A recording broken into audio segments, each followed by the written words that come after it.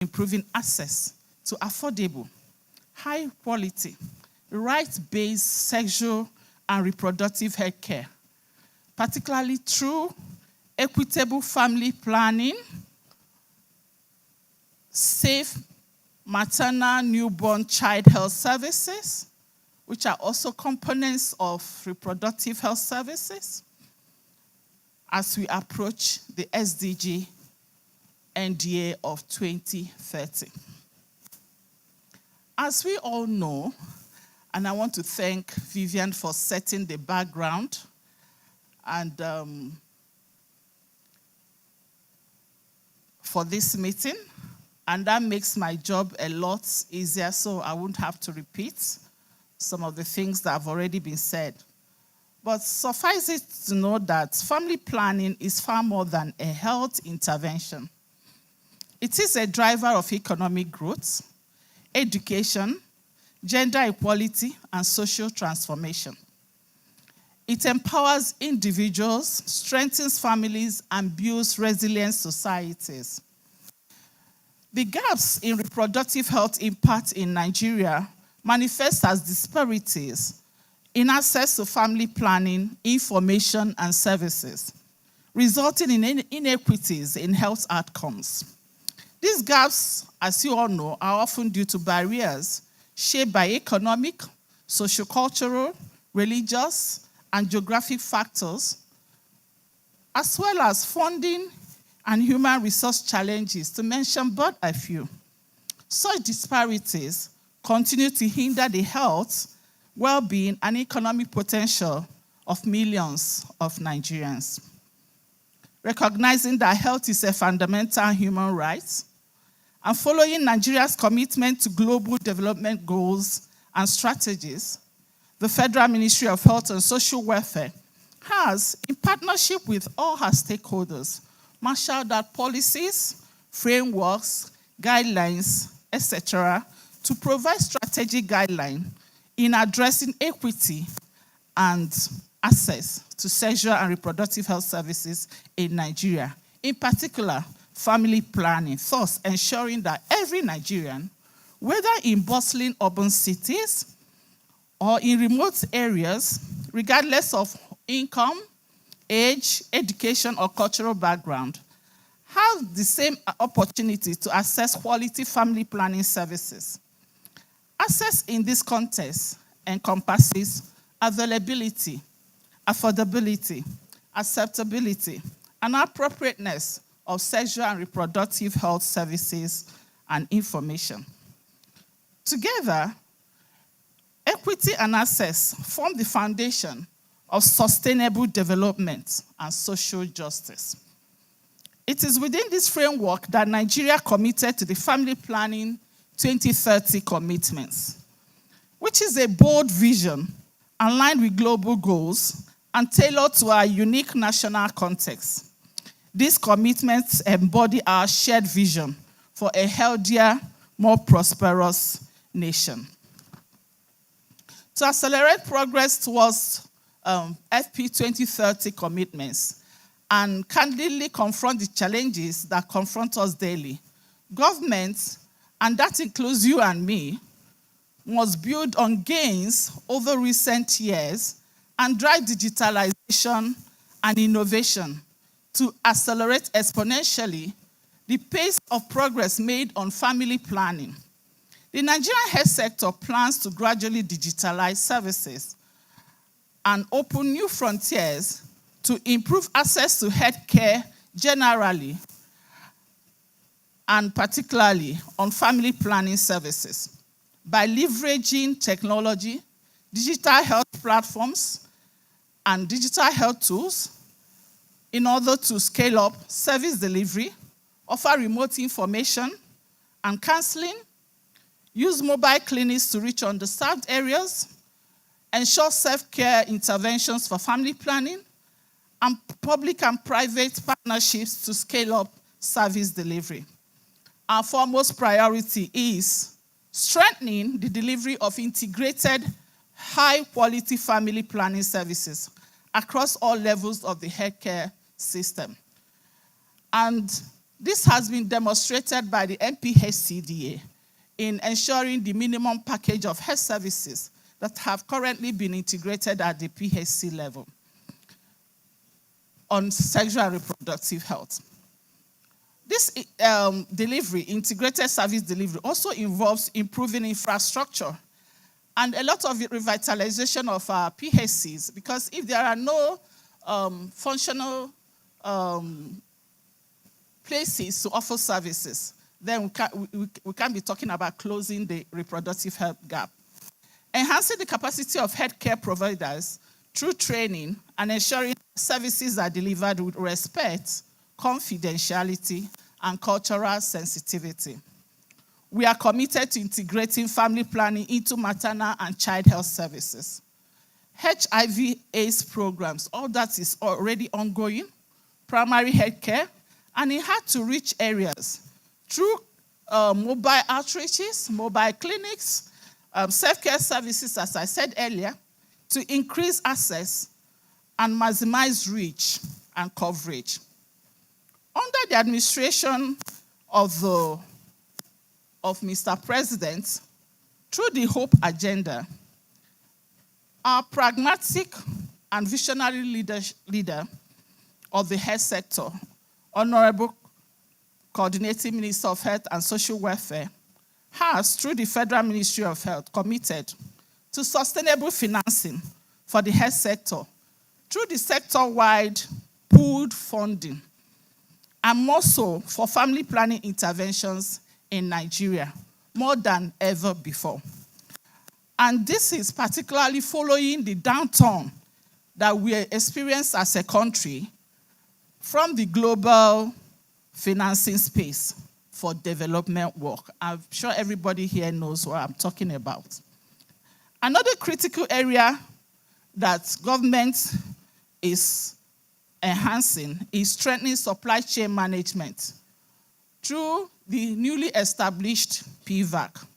Frequent stockouts of contraceptive commodities have been a significant barrier to consistent service delivery. By leveraging technology and improving logistics, we will ensure that contraceptives are reliably available where they are needed, especially at the last mile. Data-driven decision-making is central also to our approach. The Federal Ministry of Health envisions a DHIS2 platform that is reliable, timely, with disaggregated data that allows us to identify gaps, monitor progress, and allocate resources more effectively. The ministry, under the current leadership, is committed to this and is working assiduously to ensure investments in health information systems and community-based data collection so as to empower decision makers at all levels to make good programmatic decisions. Recognizing the pivotal role of young people in catalyzing the gains of demographic dividends for economic and national development, it is imperative to empower young people to make informed reproductive choices. Government, therefore, is committed to expanding adolescent youth-friendly health services to address sexual reproductive health and rights needs of adolescents and young adults, including stigma and lack of information and services.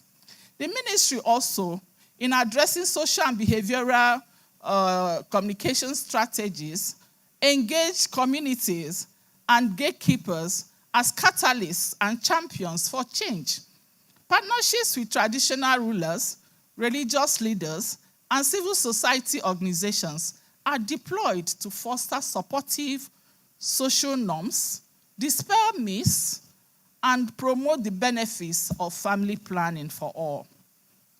And despite progress in plans and actions on sexual and reproductive health and rights, especially family planning, significant challenges and barriers remain, which we must all address with resolve and partnership.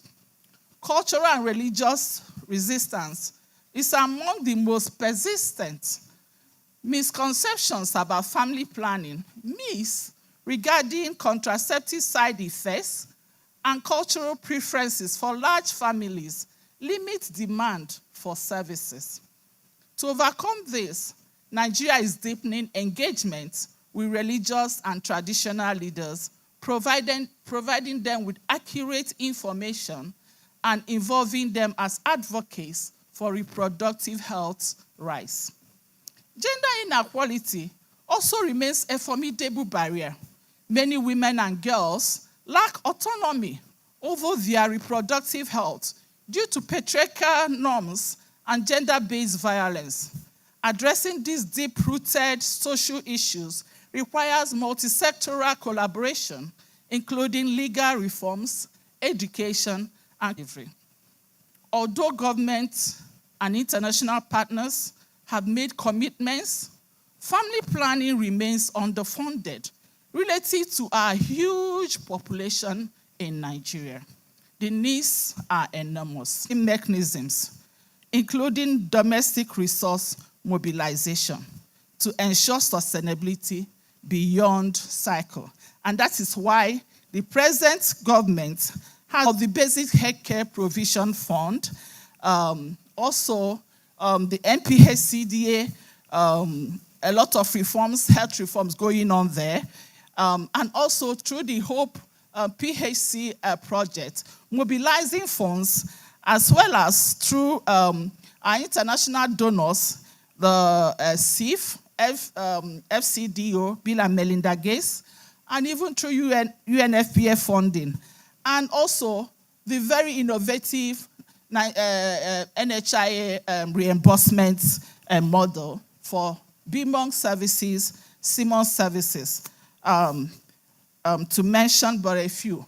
This present government has also gone ahead to launch the MAMI project, and that stands for Maternal and Adolescent Maternal Intervention Initiative. That was done January this year. And this is to crash maternal mortality in the high burden states and 172 LGAs. And the package encompasses sexual and reproductive health services, more than we have ever known before, with a lot of tenacity and ensuring that we have available basic and comprehensive emergency newborn services for these women. The shortages in the health workforce and capacity constraints limit the quality and reach of services. Many healthcare providers require additional training, particularly in adolescent youth-friendly approaches and provision of long-acting contraceptives. Investments in both pre-service and in-service training, alongside supportive supervision, are priorities going forward. Following the aftermath of COVID-19 pandemic that disrupted health services, one of the recovery plans of government has been to ensure a resilient health system capable of maintaining essential services during crisis. And this is the focus of Pillar 3 in the Nigerian Health Sector Renewal Investment Initiative framework that was launched by the present administration. In closing, Family Planning 2030 is not merely a policy articulation, but it is a national call to action, which can be achieved through shared responsibility. Together with every one of us seated here in the room and every Nigerian out there, we can resolve, we can do it, we can ensure that we build a Nigeria where every woman has the freedom to choose if, when, and how many children she wants to have. We can have a Nigeria where families thrive, potentially, and we can also have a Nigeria where communities prosper and where national development goals become realities and not just policies. On this note, I wish to once again, on behalf of the Coordinating Minister of Health and Social Welfare, say thank you for your kind attention and God bless Nigeria.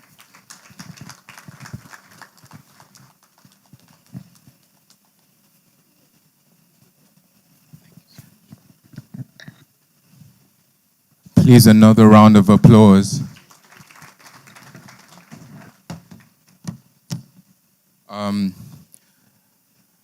about you, but I'm happy to hear the various steps that the federal government is taking towards accelerating Nigeria's FP 2030 commitments. We're obviously not oblivious to the challenges we'll have to surmount to attain these targets. And I believe that, with pooling of resources and expertise, complementing each other's efforts, which is obviously the objective of this particular event here today, we can definitely achieve these goals. So once again, a round of applause for Dr. Benyerem for that lovely remark. At this point, I'd like to acknowledge our distinguished speakers who, I think have all arrived. I'll start with Dr. Benyerem, who we have all heard speak today or this morning.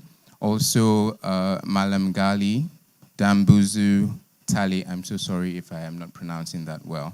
But he is the Assistant Director, Education for Health and Wellbeing from the Federal Ministry of Education. Please, a round of applause for him.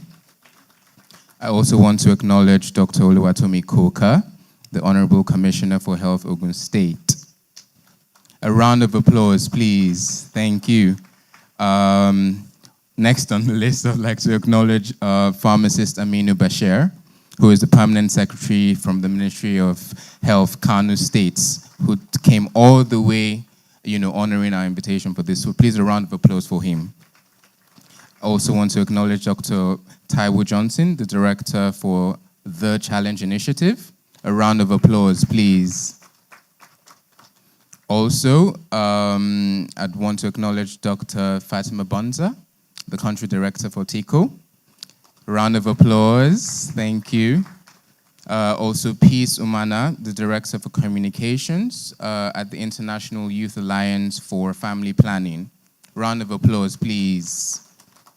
Margaret Bolaji, who is the Youth Partnership Manager for the FP 2030. Round of applause. Testimony Adeyemi, who is Marketing Lead from Health Tracker. And then virtually, round of applause for her, please. And then virtually, you'll get to meet her soon. Mukgadi Mashishi, who is the Africa Access Lead for Organon. A round of applause for her, please. All right then, so thank you all for honoring our invitations and making it here today. Looking forward to the insightful conversations we'll be having. At this point in time, I would like to introduce Anwuli Nwankwo, our Knowledge Management Lead at Nigeria Health Watch, for her presentation. Please give her a round of applause.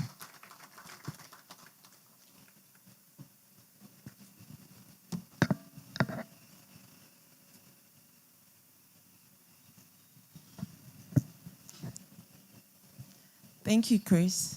Good morning, everyone. So I am Anwuli Nwankwo again, Knowledge Management Lead at Nigeria Health Watch. I will be taking us through a research we conducted a few months prior to this event. The title of my presentation is Insights on Access and Barriers to Sexual and Reproductive Health and Rights Services in Nigeria. So studies have shown that despite Nigerians' commitment and program investment, reproductive health services, the progress in reproductive health services is not really consistent. So to have a comprehensive details and to understand the barriers to sexual and reproductive health in Nigeria, Nigeria Health Watch team conducted a survey across 6 states from each geopolitical zone. So the aim of the study was to assess and to find insight in what actually is the problem, what is the barrier to sexual and reproductive health in Nigeria. So the purpose of my presentation is to share with us our findings from the Integrated Community Listening Sexual and Reproductive Health Research conducted in the months of March and April 2025. My objective is to share insights on the access and barriers to sexual and reproductive health rights, and also to offer key recommendations to stakeholders and government officials.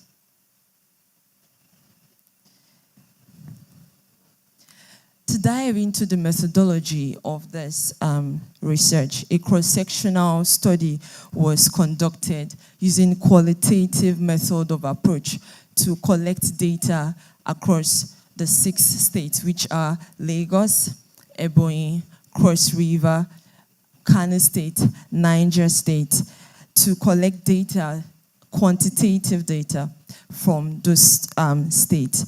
And a multi-stage cluster sampling technique ensured the representation of all LGS and communities and households who were presented in the study. We had an exclusion criteria, so LGAs that are security compromised were filtered off from the sampling frame following information by the state. So LGAs were stratified to the 3 senatorial districts, 2 representatives from each senatorial district, 3 urban and 3 rural LGAs. The implementation states, as I said earlier, Borno, Cross River, Ebonyi, Kano State, Lagos, and Niger State. We had a large number of participants, like from 4,314 across the state participated in the study. And we had 31% of participants participated in the study from Cross River. We had such a large number of participants, accounted for 31.1% from Cross River, and Ebonyi State 16.1%, Kano State 14.3%, Lagos 13.9%, Niger State 13.9%, but for Borno, which is the least, we had 10.8%. For gender distribution, we had a large number of female participating in this research, accounting for 56%, and men also 48%.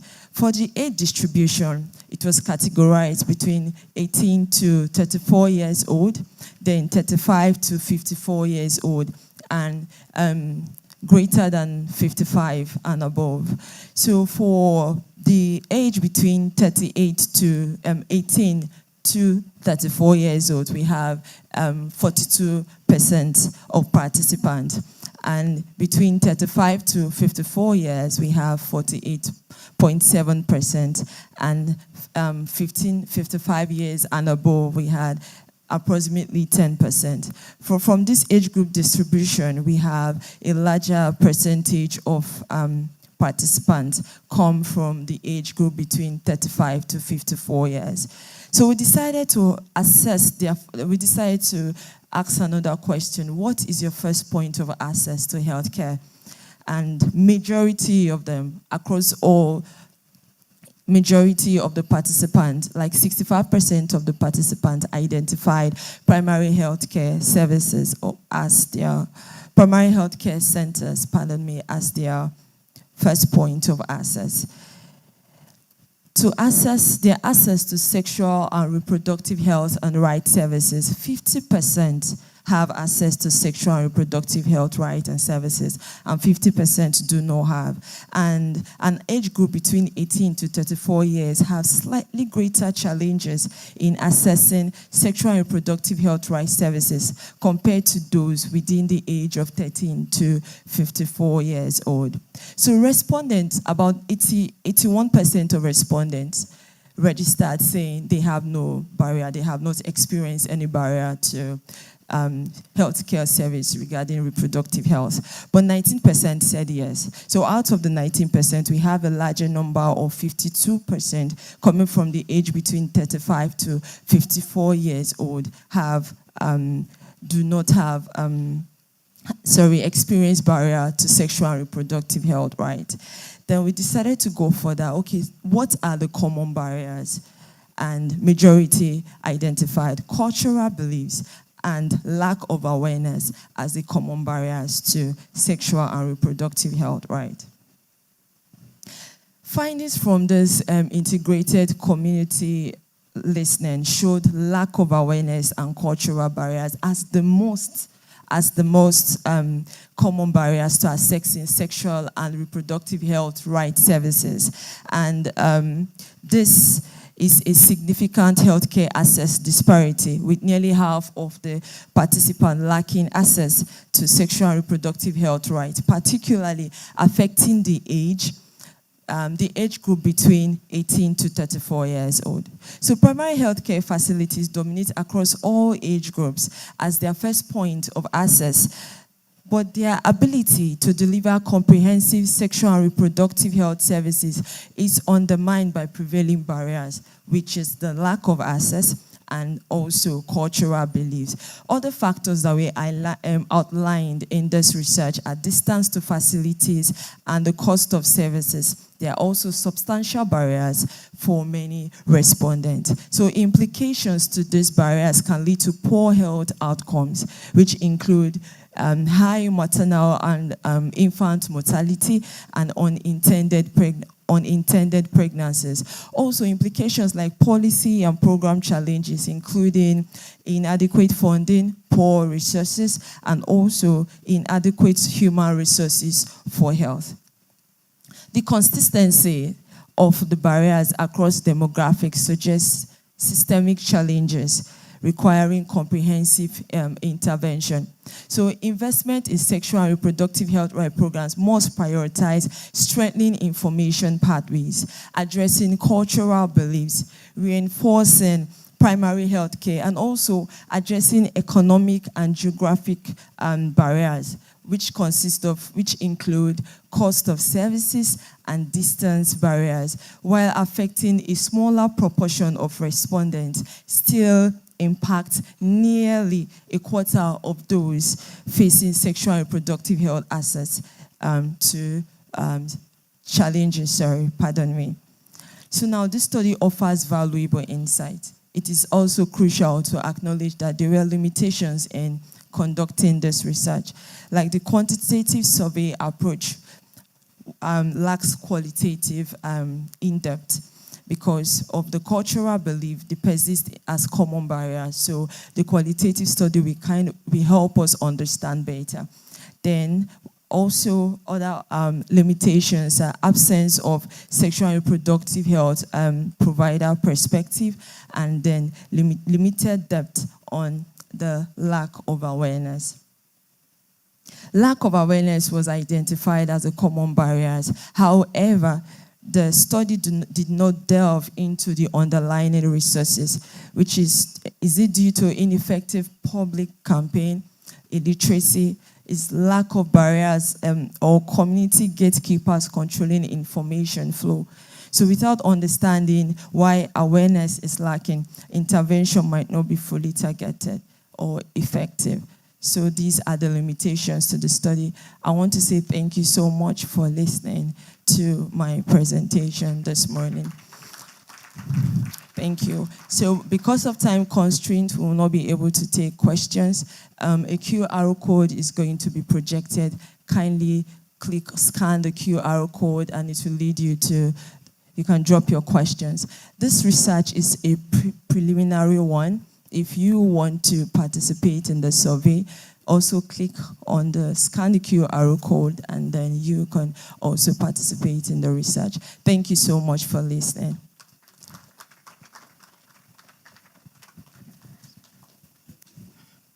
A round of applause for Anwili, please.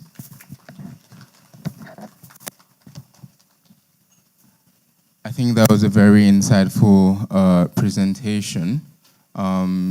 Definitely definitely going to be informing some of the decisions, we hope to be made here today. The QR code that is being put up on the screen, could we display that, please? Yes, so this has, it's a link tree. You will see, as Anwili had mentioned, if you have any questions regarding that presentation, there is a link there. You could drop your questions on and we'll definitely respond to you. Also, if you want to participate in the survey, which, preliminary findings have just been reported to you, you can also access said survey via this link. Before I invite our next session, or introduce our next session, I'd like to also acknowledge the presence of Mr. Jerry M., he is the Access Program Lead, West Africa for Organon. Can we give him a round of applause, please? Thank you very much. At this point in time, I would like to call on Vivian Ihekuzu, our Managing Director, Nigeria Health Watch, to introduce the first panel. A round of applause as she takes the stage, please.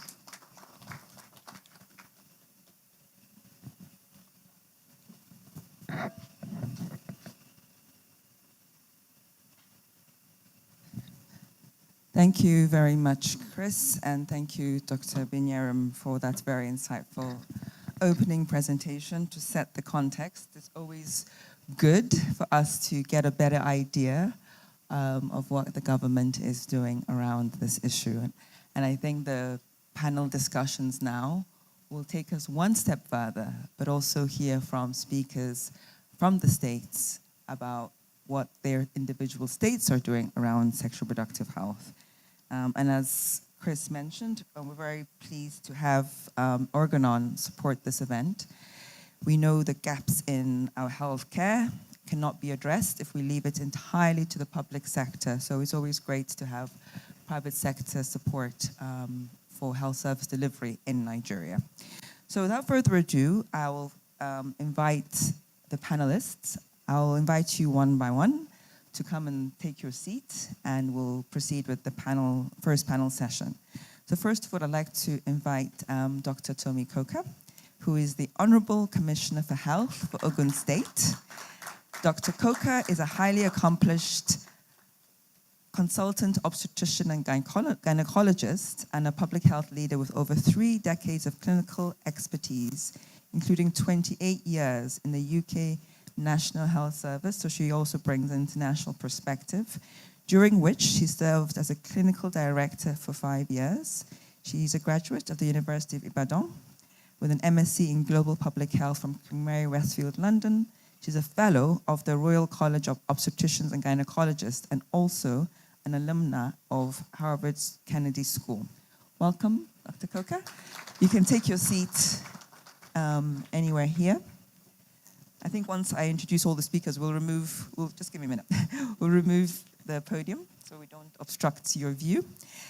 Following from that, I'd like to, of course, welcome Dr. Binyaram Okaira, who's the Director, Family Health, Federal Ministry of Health and Social Welfare. Dr. Okaira is a highly respected expert in family health with a wealth of expertise in maternal and child health and reproductive health and health policy development. As the Director of Family Health, she leads initiatives aimed at improving health outcomes across Nigeria. Take your seat. Focused on comprehensive healthcare services, education, and advocacy. Thank you, Dr. Kaira, for joining us. Then, of course, I'd like to invite Malam Gali Dambazao Tale, who's Assistant Director, Education for Health and Wellbeing, Federal Ministry of Education. Madame Dambazao serves as Assistant Director, Education for Health and Wellbeing at the Federal Ministry of Education. With a career spanning over 2 decades, he has demonstrated unwavering commitment to advancing educational quality and promoting health-focused initiatives, particularly in the realm of HIV in education. So really looking forward to hearing a lot of his insights, because it's not often we get someone from the Ministry of Education at a lot of these health events. Then I'd like to, of course, invite the Permanent Secretary, Kano State, Pharmacist Aminu Bashir. Pharmacist Bashir serves as a Permanent Secretary of the Ministry of Health, Kano, where he leads strategic health policy initiatives and oversees the state's healthcare system. With extensive experience in public health administration and pharmaceutical practice, he drives impactful reforms to improve healthcare access outcomes in Kano State. And of course, last but not least, Dr. Taiwo Johnson, who's the Chief of Party, the Challenge Initiative, or TCI. Dr. Johnson is a dedicated public health physician who serves as the TCI Chief of Party in Nigeria. She brings to her role extensive experience in implementing impactful reproductive health and family planning programs across both the public and the private sector. So welcome to our panelists. I request we remove the podium. That way we can see who's on the stage. Thank you. I will seat over there. Good. And if I tilt back, please warn me.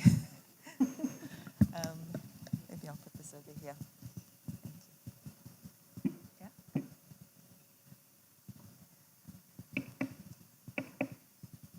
What? Okay, Oh, so yes, I we hope are. all your mics are working. Thank you. Hello? I think Yeah. they've been adequately tested. Hello. So yes, as we mentioned, this first panel session really will, I think, drill down at looking at multiple issues around the topic we're talking about today, but really focusing a lot on financing, which we know often is a critical gap that impacts access and delivery of services. So I think I'll start by asking our keynote speaker, Dr. Binyaram, who's the Director, Family Health at the Federal Ministry of Health and Social Welfare. I'll start from the funding issue, which I think is one of the topics that dominates, not just when we think about family planning, but other healthcare interventions. So given the shifts we currently are experiencing from cuts in ODA, how are these funding gaps impacting SRHR delivery in Nigeria? And what does the data show how we can come up with sustainable solutions to address these issues? So how are the funding gaps affecting SRHR service delivery, and what sustainable solutions can and should we be putting in place? Thank you.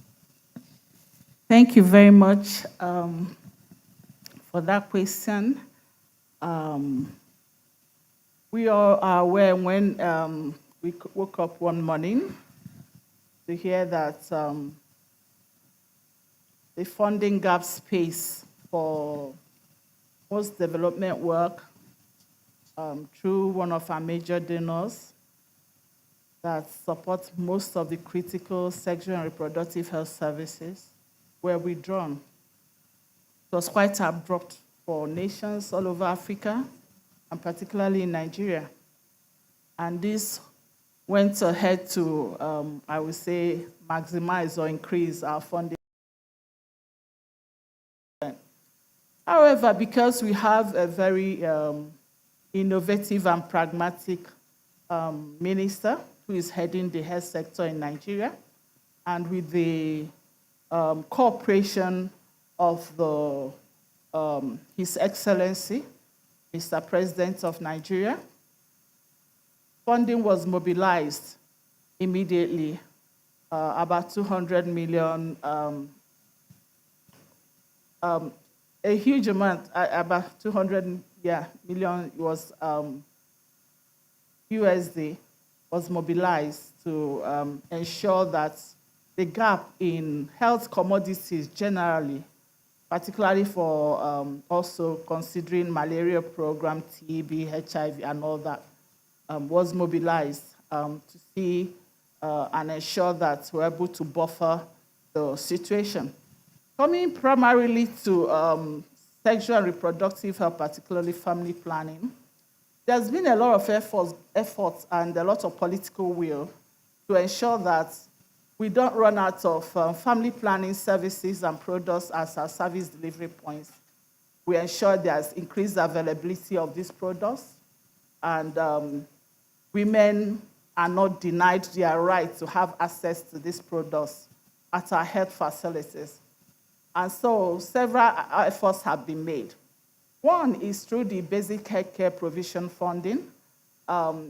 There's been a lot of integration and funding for minimum package of SRHR services at PHCs. This is being led by the NPHCDA.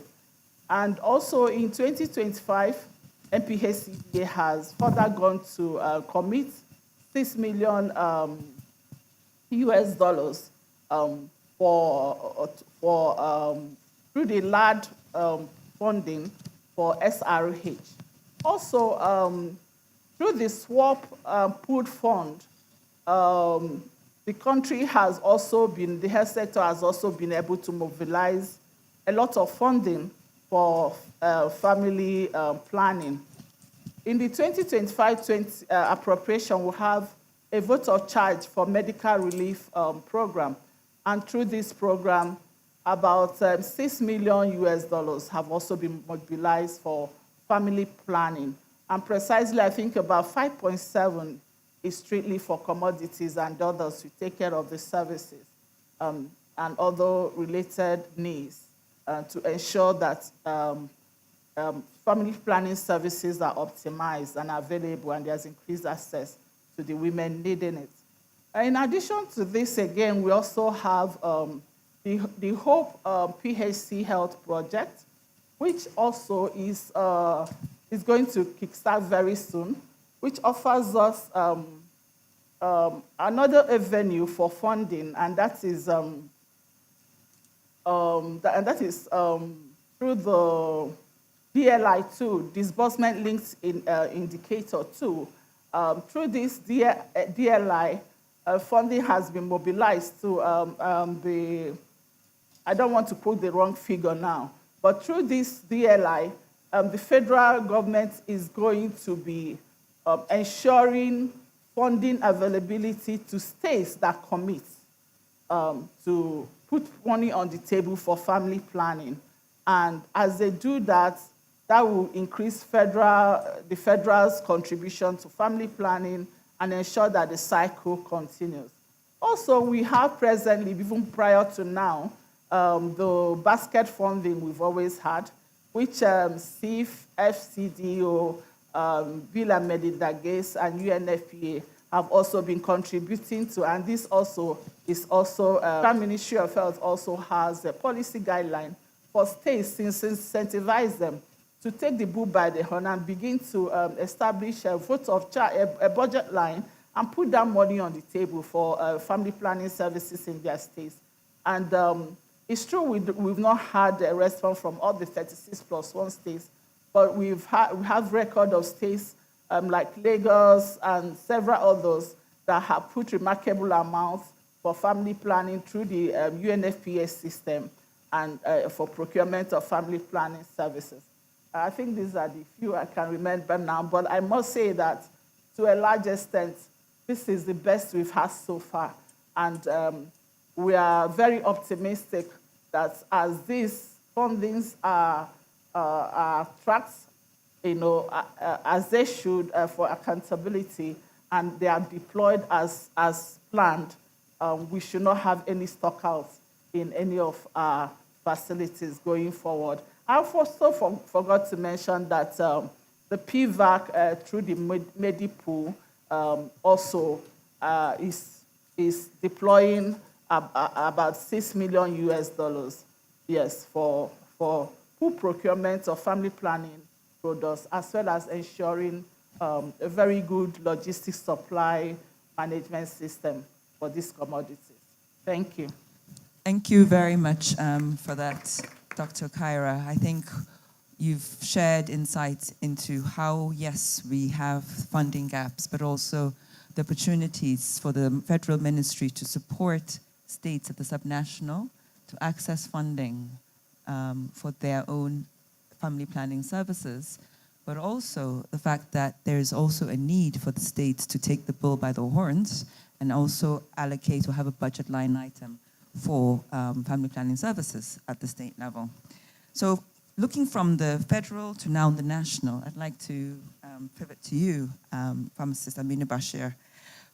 In Kano State, as we've just heard from Dr. Kyra, there are initiatives to ensure that at the subnational, there are access to funds. And whilst, yes, we may have funding gaps, but the financing challenges and solutions do exist and do not rest solely at the national level.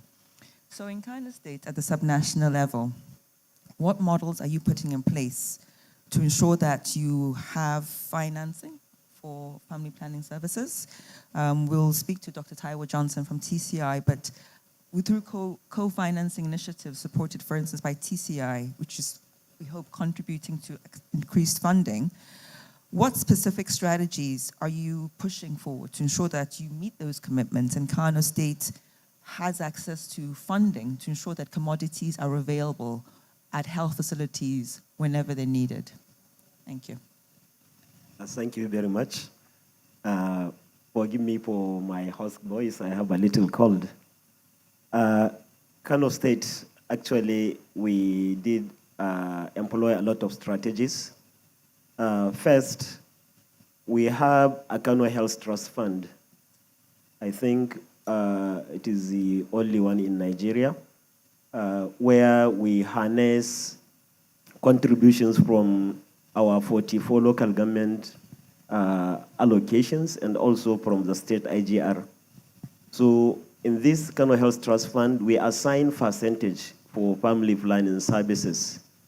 So this full fund gave an accessible funding source, because now, before even you access government budget, you have fund at your disposal, because the Kano Health Trust Fund is one of the agencies of the Ministry of Health. Additionally, for the first time, Kano State has a budget for family planning. The first time, Kano earmarked 500 million for family planning services. So this also gave another chance for supporting family planning interventions. We also have another tripartite mechanism by Gates Foundation, Dangote, and also the state. This also provide another funding source. So all these funding sources coupled with reflecting these family planning services in our annual operational plan and also capturing them in the state budget gave us an edge in providing these family planning services. Thank you very much. It's good to hear of the different initiatives that Kano State is implementing. We actually, myself and a colleague, Sophia, we went to the strategic planning meeting end of last year when Kano State was launching its FP services strategic plan for the next 5 years. So it was quite encouraging to hear the various sources that you're using at your state level to access funding for FP services.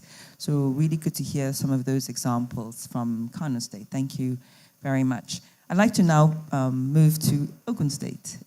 We always say it's good to also hear from voices at the subnational level to hear their experience beyond the federal. So we've heard the Community Bashir mention some initiatives that Kano State is putting in place, for instance, the trust fund, accessing funding through the tripartite Dangote Foundation, and including Gates. But really some of those financing models are really important at the subnational to access funding. So in Ogun State, how is your experience in some of these co-financing models? For example, through the co-financing supported by TCI, how is that helping you in Ogun State access more funding for FP commodities and service delivery? Thank you very much, and good morning, everyone.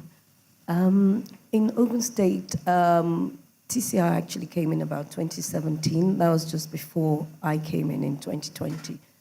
But what TCI did for us was build the capacity of the staff to actually estimate the cost of providing family planning. So we had a costed implementation plan. And initially, they were funding the family planning, but there was a co-funding arrangement, which then meant incrementally they decreased their funds and we increased ours. And now Ogun State is actually known to be procuring its own family planning commodities, and those commodities are free at the point of use to our women. We have used our counterpart fund with UNFPA to procure in 2023 and 2024. But it's important to think about sustainable ways of actually funding this. And my strategy is to use what is existing to fund what is essential. And one thing that we tend to ignore that is existing is the Basic Healthcare Provision Fund. All the wards have Basic Healthcare Provision Fund. So we've leveraged on that because they have the imprest from the PHC side and also the bulk that they get from the insurance. And by using that, we have been able to provide family planning for our women. We've also established a drug management agency, and there's a little bit of funding there that is left for the vulnerable and the people that can't really afford it. And that fund is being used also to provide funding. We've approached philanthropists and corporate bodies, but as you know, in general, people don't feel that family planning is a collective responsibility. They feel it's a donor responsibility.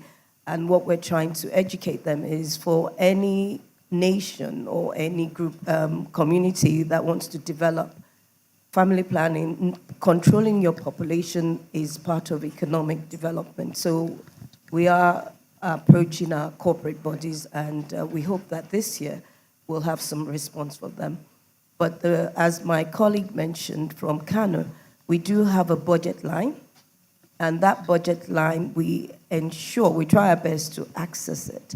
And I use my approval limit and the executive secretary's approval limit, because when you go to the executive of the state, the approval system takes a little while to trickle down. But we're using those innovative ways to actually make sure that we have consistent supply. Is it adequate? It's not, but we've started somewhere. Thank you so much. You can clap. You can clap. It's always good, I said, to hear from, at the subnational level, experience in accessing funding for FP services. You know, Nigeria is almost like 36 countries within one country, because we talk about the national figures, but every single state's,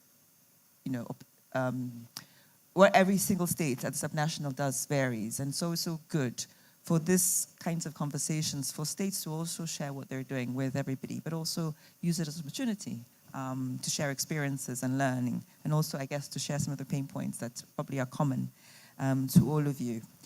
I'll turn to Dr. Taiwo Johnson. I know we've talked about TCI, Challenge Initiative, what you're doing. Maybe as you answer the question, just maybe provide a bit more insight what exactly it is that you do to support the states.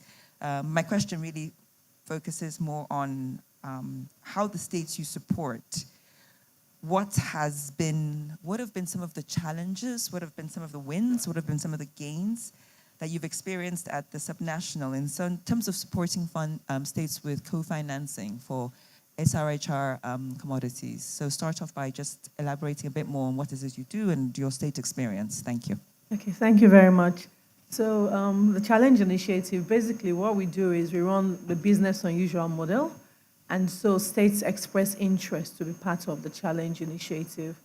And one of the things that states must do within the 3 to 3.5 years that we work, they must commit funds to ensure smooth implementation and sustainability of the FP program. And so when we work, we start with funding. We fund like 75%, with the aim of reducing it to almost 25% by the time we leave. And that's how we've been working. We are currently in 22 states, but as you said, there are 22 nations in a bigger nation, you know. So and states varies, their nuances varies.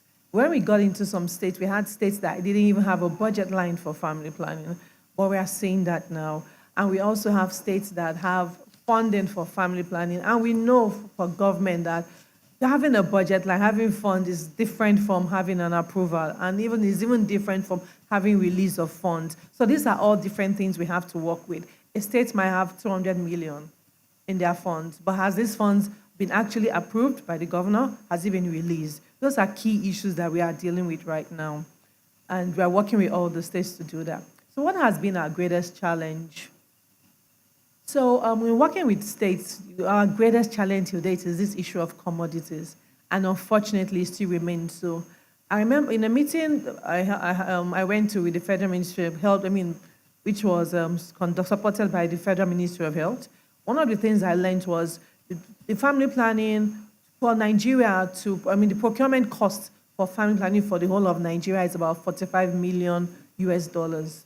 However, less than 62% is what is available. And even this 62% is mostly by the Gates Foundation, FCDO, and UNFPA, with Federal Ministry of Health. Maybe I'm not sure if it's 8 or 16%. So that already is a gap in itself. And so we work in states where the unmet, when you look at, so there's a system, there's a tool, a platform, sorry, it's called the Logistics Management and Information Systems. And we look at it because we have access to, and you're seeing states with almost 70% stock out, 60% stock out. And what does this mean in real terms? It means that the woman goes to the facility and there are no commodities. And that is the issue on ground. And there is an issue because a lot of states don't have commodities. And I'd like to applaud the states that are going ahead to procure. I wouldn't mention names, but we have a lot of states that are doing very well. Like Ogun State is one of them because she's here. They are doing very well. Kano is one of them. We have a lot of, and Lagos, maybe because I used to work in Lagos. Lagos is also doing very well. But there are lots more states that are doing, but we have a lot of states that are also not procuring. They haven't procured. Even with our 3 years of working, they haven't procured. And what does this mean? You get from Federal Ministry of Health, it lasts 1 month. We have a state that when they get the commodities, it lasts 3 weeks. And which means till the next quarter, there's no stock. And which translates to high unmet needs. So that's one of the greatest challenge of the Challenge Initiative right now. And there's something we're trying to solve with advocacy visits and all. Now, I wouldn't say the bad without saying the good. So one of our greatest wins is, so we work with states to institutionalize high impact, proven to work high impact practices, which have been globally accepted. And one of the gains and one of the good things we are seeing is states have institutionalized them within their annual operational plan. I mean, that is fantastic. TCI will always tell you that we don't have a work plan, we work with the state's work plan. But you've seen that it works, the high impact practice, and you've also embedded it in your AOP, which is also costed. I think that's one of our great wins in most of our states. Thank you. Thank you very much. Thank you so much for that. And as you rightly said, every single state has its own peculiarities. Every single state has its own challenges. But also every single state puts different levels of prioritization in procuring commodities. If we are going to encourage young people and married women to access SRHR services and they go to the facility and it's not there, then we know what that means. It leads to unplanned pregnancies, and that has often a significant impact on families because, yes, we all know in this room, every single child is a blessing, but also every woman should also be able to, make decisions about how many children she has. Not just every woman, but every family should be able to make those informed decisions because that has economic consequences on the family, but also on the wider society as a whole. I'm going to now turn to Madam Gali Gambazao Tali. As I mentioned, we don't often have someone from the Ministry of Education in these health conversations, so I have no doubt that for you, hearing this other perspective will be quite insightful.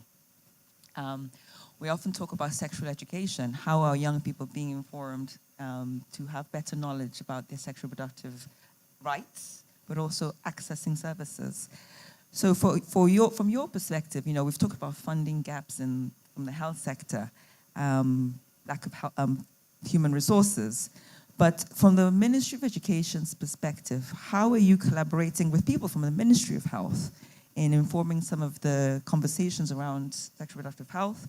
But also, how are you building the life skills of our young people to be able to make better decisions about their reproductive health?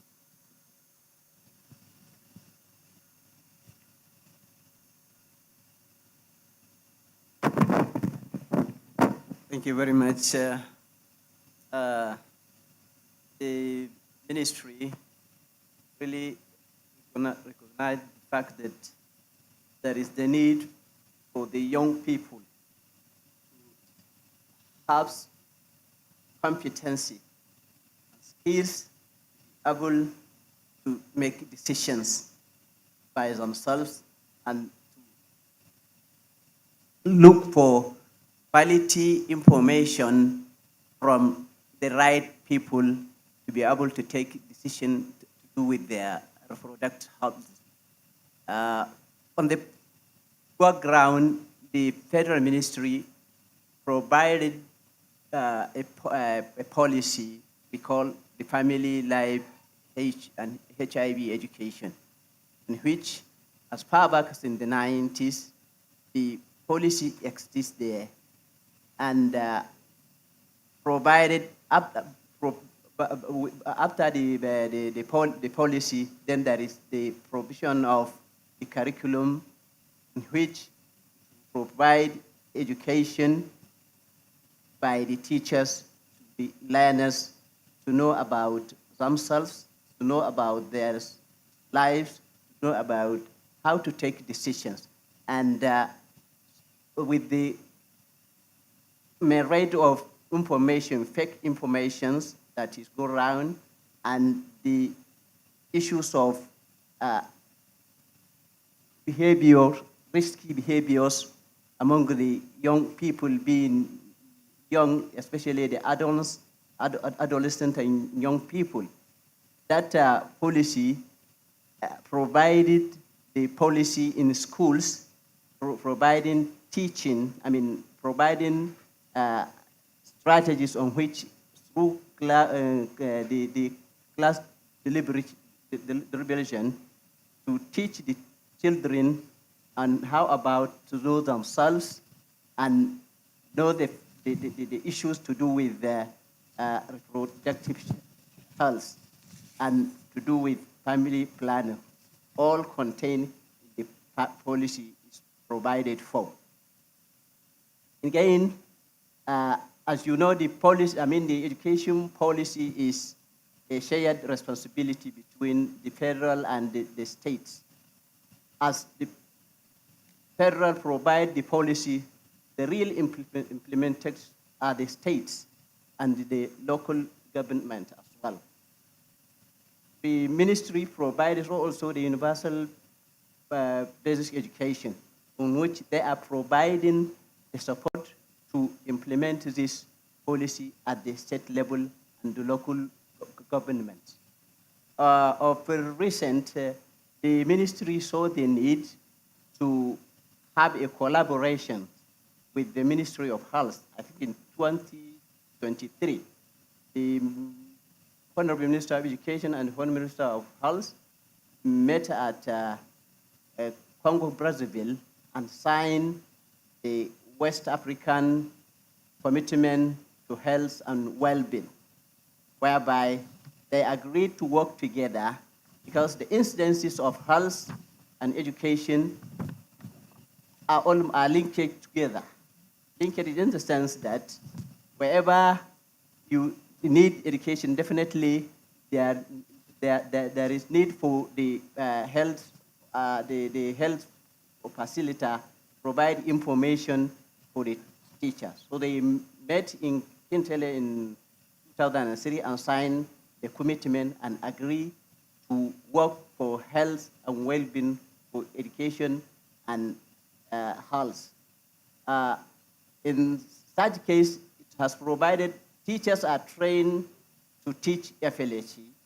Then the health services are agreed to link together to go to schools. As the teacher is providing the information, so also the health officer is providing the services. Where in there are cases for treatment and support, the health services is there. And there are guidance and counselors in the schools providing psychosocial support. And so also there is menstrual hygiene provided in the school to children just to make the right decisions, not to rush into the problems of HIV, SITs.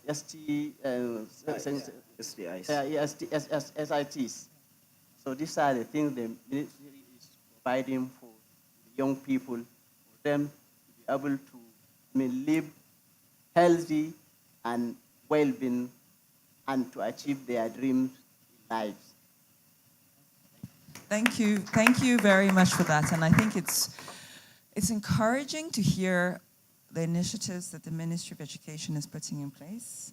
When you mentioned the teachers are providing information, but also the health services and promoters are coming into the classroom to also buttress some of the information provided probably from a health perspective. And we all know it's a complex issue, and it does require teachers to have the right information, but also to be able to engage young people in the spaces where they are able to access that information. I think in the second panel session, we're going to hear from some private sector initiatives that are actually addressing that issue. So it's really good to hear from the perspective of the Ministry of Education how you're addressing this issue. Because we know, as I said, it's not just a health issue, it's also an education issue, access to information. So thank you so much for some of those insights.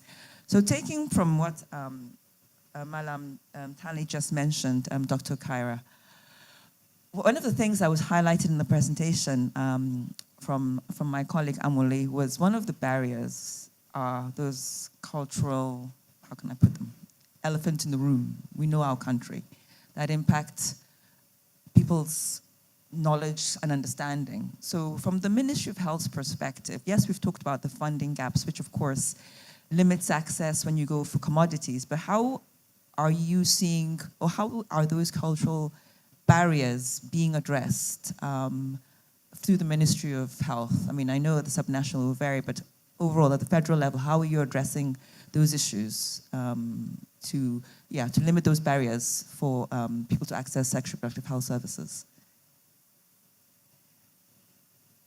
Thank you very much. Just like it was earlier said, for the Federal Ministry of Health in its leadership role to provide guidance and strategic direction, policies, guidelines are rolled out. And if they are not implemented, there will be no results. And so the states, the LGAs, are really very pivotal. They are the ones that will turn things around. And having realized that the Ministry of Health is always working together with the states to ensure synergy, provide technical support, for them to understand these policies, the guidelines, the strategies, and what to do. And we always work together with them in developing their costed implementation plans and all that. But huge efforts have gone in, and it's still going in, and will still need to be even further emphasized. It's advocacy to all the states.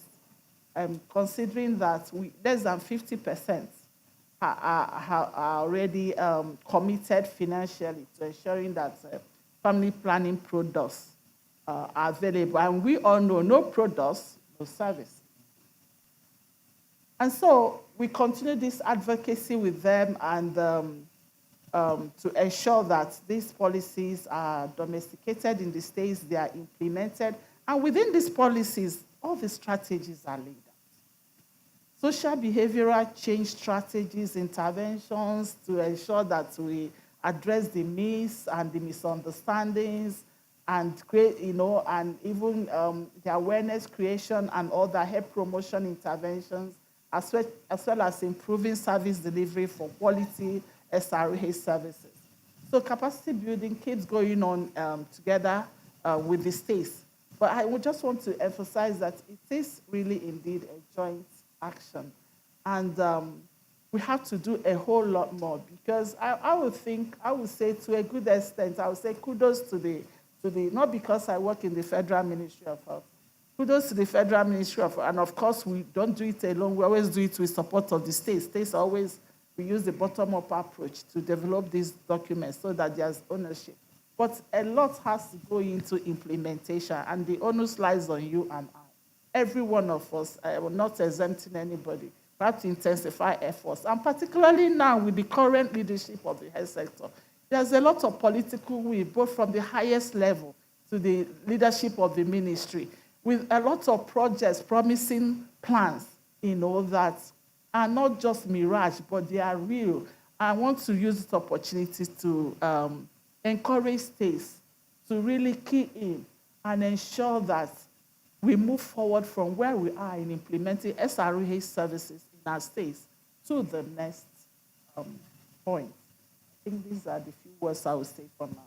Okay, thank you so much for that. I think one thing we've heard consistently is that we do have existing policies. These policies exist. In Nigeria, we're not bereft of policies, from the Ministry of Education to Ministry of Health. So just to add on to what I just asked, we do have policies, but what monitoring systems do you now use to track the policies that are put in place at the subnational level? How are you using a lot of that data to guide how you improve those policies and how resources are allocated? Of course, we have the National Health Management Information System that provides us with data on family planning services delivery at the different SDPs, service delivery points and health facilities. So from the that NHMIS and particularly DHIS2 platform, a lot of investment is going in there presently to ensure not just for family planning, but entire health sector, to ensure that we have quality data, timely data that can actually guide decision-making, help us in programming to improve the services we are rendering to the people and ensure universal health coverage. Alongside this also is the the e-platform for that is the National Logistic Management for commodities, for essential health products and commodities.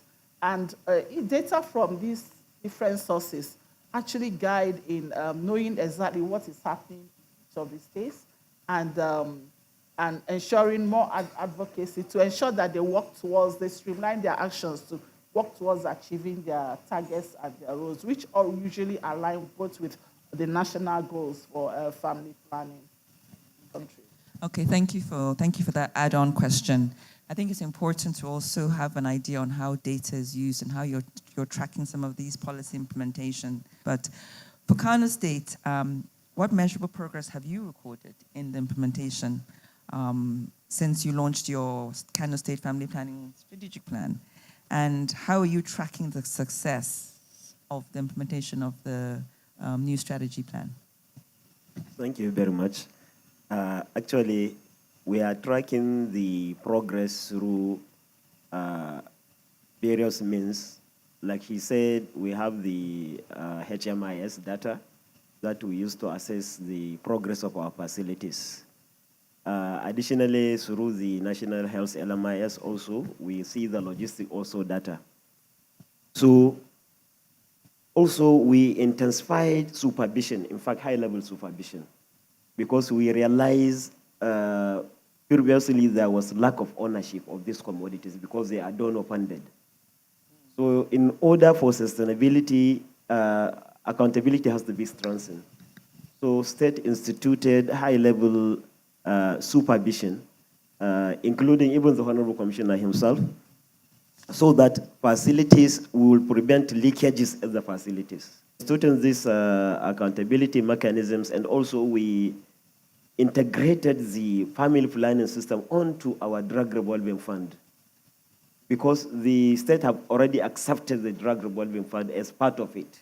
So this integration also confers accountability, and we use the same system of accountability on DRF, which is a strategy. Usually the family planning commodities, even though they are given free, we cost them, so that the facility mindset are disabused that these commodities are no more business as usual.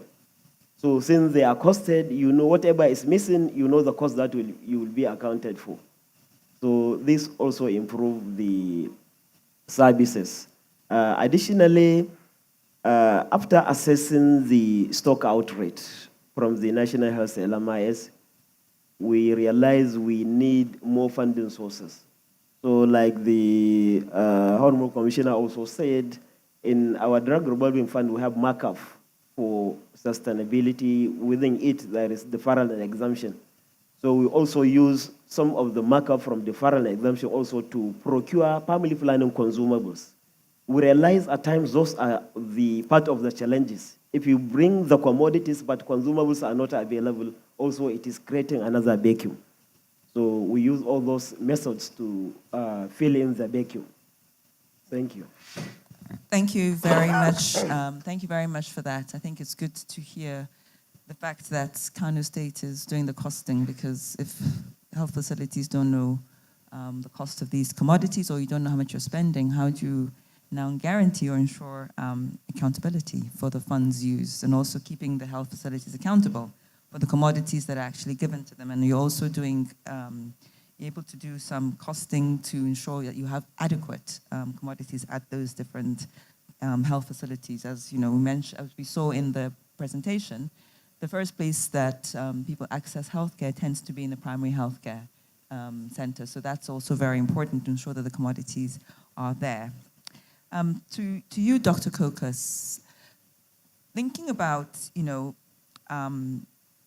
the move for self-reliance and the fact that we are facing cuts in donor funding, and states are now states are asked to be more self-reliant. How is Ogun State kind of addressing this? How are you working with partners? We gave the example of your working with TCI, but how are you sort of working to sort of strengthen domestic resource mobilization, sustainability, accountability of funds that you get, accountability of commodities that are actually sent to health facilities? So how are you really pushing for more self-reliance as much as possible in Ogun State, given all the other issues you have to deal with around health? Thank you very much. I smile because sustainability wouldn't be an issue for us in Ogun State. Just recently, the Federal Ministry of Health visited Ogun State to show us donor support budgeting for 2024 for the entire 36+1. And our colleagues in Kano, per capita, they get $1.07 from donors. And guess what Ogun State gets? 4 cents.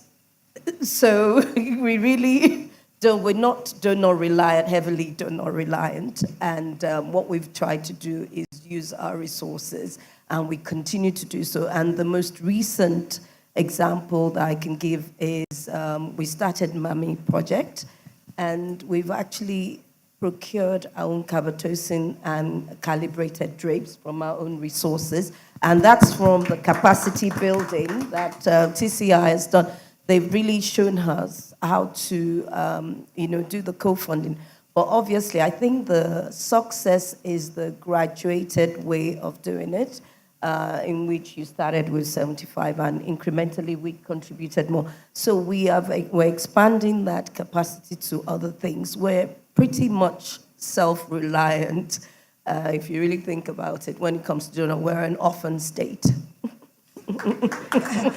Dr. Kirk, I don't know if that's a good or a bad thing. I think I'd love to when we have talk about donors. being an orphan state, it means you don't get the same resources that maybe other states do, which means there is a greater push to ensure that those gaps are met at the state level. So maybe you could be an example of how you use your own funds. You put your money where your mouth is in addressing some of those gaps, and you build in that resilience because you don't have those funds. So that also could help in building the capacity. But also, yes, I have no doubt that having more funding would help you in doing a lot more of your work. So, and it's also interesting when you talk about how much donor funding actually gets. If we said 4 cents, correct? Yeah. Yeah, because we often hear that we are donor dependent, but then we've seen how the funding cuts, yes, have impacted our health services, but when we hear those large numbers, the billions that come to Nigeria, a lot of it doesn't actually stay here. So as a country, there is a great onus on us to be more self-reliant, because we can't depend on other people. You can't depend on somebody else to feed your family. You have to do it yourself. So maybe this is a moment where we get our legislators, our decision makers to build beautiful roads.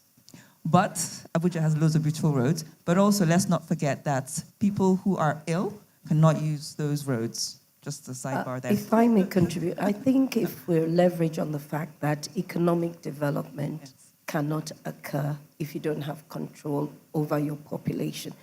I don't think we're seeing that enough because that's the way the government thinks. You know, if I invest this, what do I get back? Health is not a liability. We're actually an investment. And if we can change our narrative a little bit more and just start to trade it off and say, look, if you give me $1, as they've started doing, if you spend $1 in health, you get $3. If we start talking in that language that they understand, then we'll start attracting more funds. Yes, I agree, because if we don't have better control over our population, when I say control, it's not about stopping people from having children. It's more about having enough children that you can actually take care of. I mentioned that 2050, we're going to have 377 million people in the country, estimated. Just think what that will mean for healthcare delivery, education, et cetera, et cetera, et cetera, et cetera. And if we don't frame the conversation, I think increasingly from that perspective, then I think it's not going to give them the urgency or the prioritization. Because governments come for 3-4 years and then they go, but they don't think 2050, probably thinking that may be not my problem. 2050, I'll be, you know, but still, we're leaving it to the next generation to deal with these issues. So it is pertinent that those things are addressed now. Sorry, sidebar there. To Tayo, let me ask you, because Dr. Koke has mentioned about the capacity building that TCI has provided to states, and that's a good news story because building the capacity at the subnational is very important. So for you, as you've supported states to transition towards self-reliance, what are your, so I say, top recommendations for some of that institutional strengthening and financial capacity building for states who may not have your access to your services to build their capacity? Okay, so for me, one of the key things is co-creation. You need to work together to develop a work plan. And for us in TCI, as I said, there was no TCI work plan, it was a state operational plan. And once everything is embedded and is costed, it makes it a bit easier. Then in terms of capacity, we have a model. It's called the lead, assist, observe, and monitor. So initially, when we go into state, we lead, you know. Later, we assist. Then we observe. The state is implementing. And then we monitor. At the monitoring stage, we believe that the state has reached a level of self-reliance in implementing family planning, and we just monitor. And what do we monitor? We monitor your data. Once there's a dip, for that, we're on the same page. And we look at the data almost every month. And we have scorecards. We're just looking at, not to criticize you, but just to work with you to understand the why. Why do you think your data is dipping? Some of it is due to commodities, but some of it, guess what, is due to poor filling of the tool. We've seen there's a state that, for the first quarter of the year, we noticed the dip. And we realized that it was just because the data wasn't properly entered. And so we provide that technical support. And so we do a lot of coaching and mentoring throughout the whole phase of the project, hoping with the aim of, at the end of the day, you are able to continue the coaching. And once you coach, you cascade. And so coaching is continuous. And monitoring is, and we also monitor. We monitor at the back end, and we also monitor states regularly. And we don't, when we transition the state to self-reliance, we don't leave the states. We continue to support. We support critical things. There's been a state that they had the mass exodus of providers. We have to step in to do a LAC training or PPFP training. Sometimes we support technical working groups. So we don't leave any state behind. That's our motto. We support all the way, and we continue to work with the states. So I think that's has been one of our strengths, working with the states, knowing your challenges, even after we transition you to self-reliance, and working with you to address those challenges. Thank you. Thank you so much for that, Dr. Taiwo Johnson, because I think one thing you've highlighted is you work with states, both those who you currently are working with, but those who you may not be working with. The idea is to transition so that they are taking the lead, because building the institutional capacity, if it stays within the state, is important, so that going forwards, every single state is now strengthened. And we know that, within the ministries, the people come and go. But if you build that institutional capacity, then we hope that will ensure sustainability of knowledge and expertise in informing what they do at the state level around sexual reproductive health services. I've been told that I've run out of time, but I just want to, my final question is to Malam Tali. We always talk about the importance of education, and we've highlighted here, and you've actually mentioned it quite a bit. But for you, what are some of the structural challenges and inconsistencies you face across the different states in sexual education for young people? So I no doubt with 36 plus 1 states, the situation is varied in terms of how students are taught and also respecting cultural differences. But what are for you some of those structural challenges that the Ministry of Education faces in actually teaching sexual education in schools? Just very quickly. And then, sorry, finally, and then we'll come to one last final thought from all the panelists. Okay, thank you very much. I think the main challenge is no more than impediment. The way the policy is being put is on the concurrent. When the federal has this bit to provide guidelines and the policies, the main implementers are the states. And it is where they are the teachers, so also to support with other teaching materials in the schools. This is part of the problem. Because the federal will provide the policy, but it is meant, it is meant behoves on the state to implement it. This is one of the solutions. And moreover, the issues of, the sociological problems and other religious issues to do with sexuality and reproductive health, which it's not, you cannot come out and put it directly. For example, in case of family life and education, it's a strict, it's a school, it's a school implement, it's an in-school model, not for the out of the school. And within the school, you cannot come out to talk about condoms. You cannot come up to do even HCT because there are structural limitations to do that. These are the major problems. Of course, there is funding. There is adequate funding to train teachers, and so also to provide sensitization to school implementers. These are major challenges. This one provided it can go well in solving part of the problems. Thank you very much for that question. I think it's interesting how you mentioned that we shouldn't talk about condoms and talk about all these things, because in our cultural context, we don't discuss these issues. But I think, me from a personal perspective, I'll give you an example. When in most stores in Nigeria, you go to the supermarket, what is next to the checkout counter? Condoms. So it's just a bit odd that we are not talking about it. But when they're next to the counter, and I can give you a real example. My kids were asking me what they were. So what am I going to tell them? I can't talk about it, or I give them information? I chose the latter. So I think we also have to be honest in how we frame these discussions to ourselves and to our young people. Yes, some of these issues may be seen as taboo, but yeah, it's there. So we have to really rethink maybe how we frame it in schools and how we take away that taboo and just talk about the reality of that young people confront. I think we have to also think about what they see in their daily lives. So anyway, so final comment, starting with Dr. Taiwo Johnson. This policy dialogue is titled Closing the Reproductive Health Impact Gaps. So for you, one takeout, how do we close those gaps? Very quickly, 1 minute. And for me to be increasing domestic funding by states to ensure availability of not only FP commodities, but MNH across the whole spectrum. So the policy dialogue is titled Closing the Reproductive Health Impact Gaps. For you, key takeout, how do we close those health impact gaps?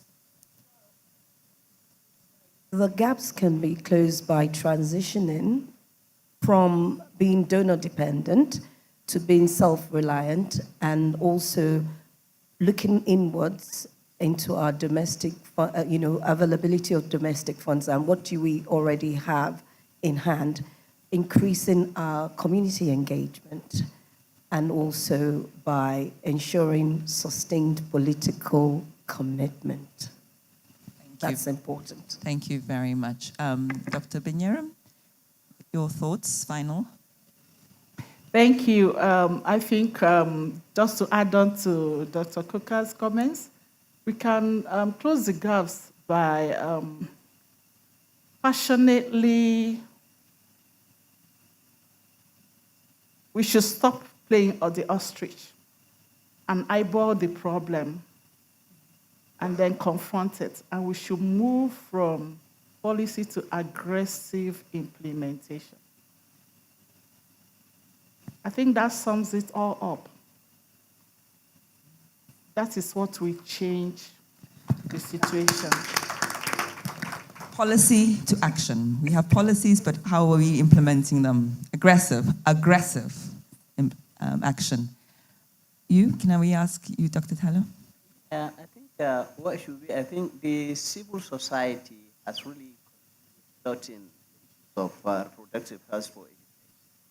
Therefore, the civil society have a way, very great deal to help in supporting and advocating among the people and supporting the government to where the government will have limitation, the civil society will have, their way for reaching the hard, tell them the need and ask them to demand because it's a right. And let us keep communicating, speaking, the new innovation of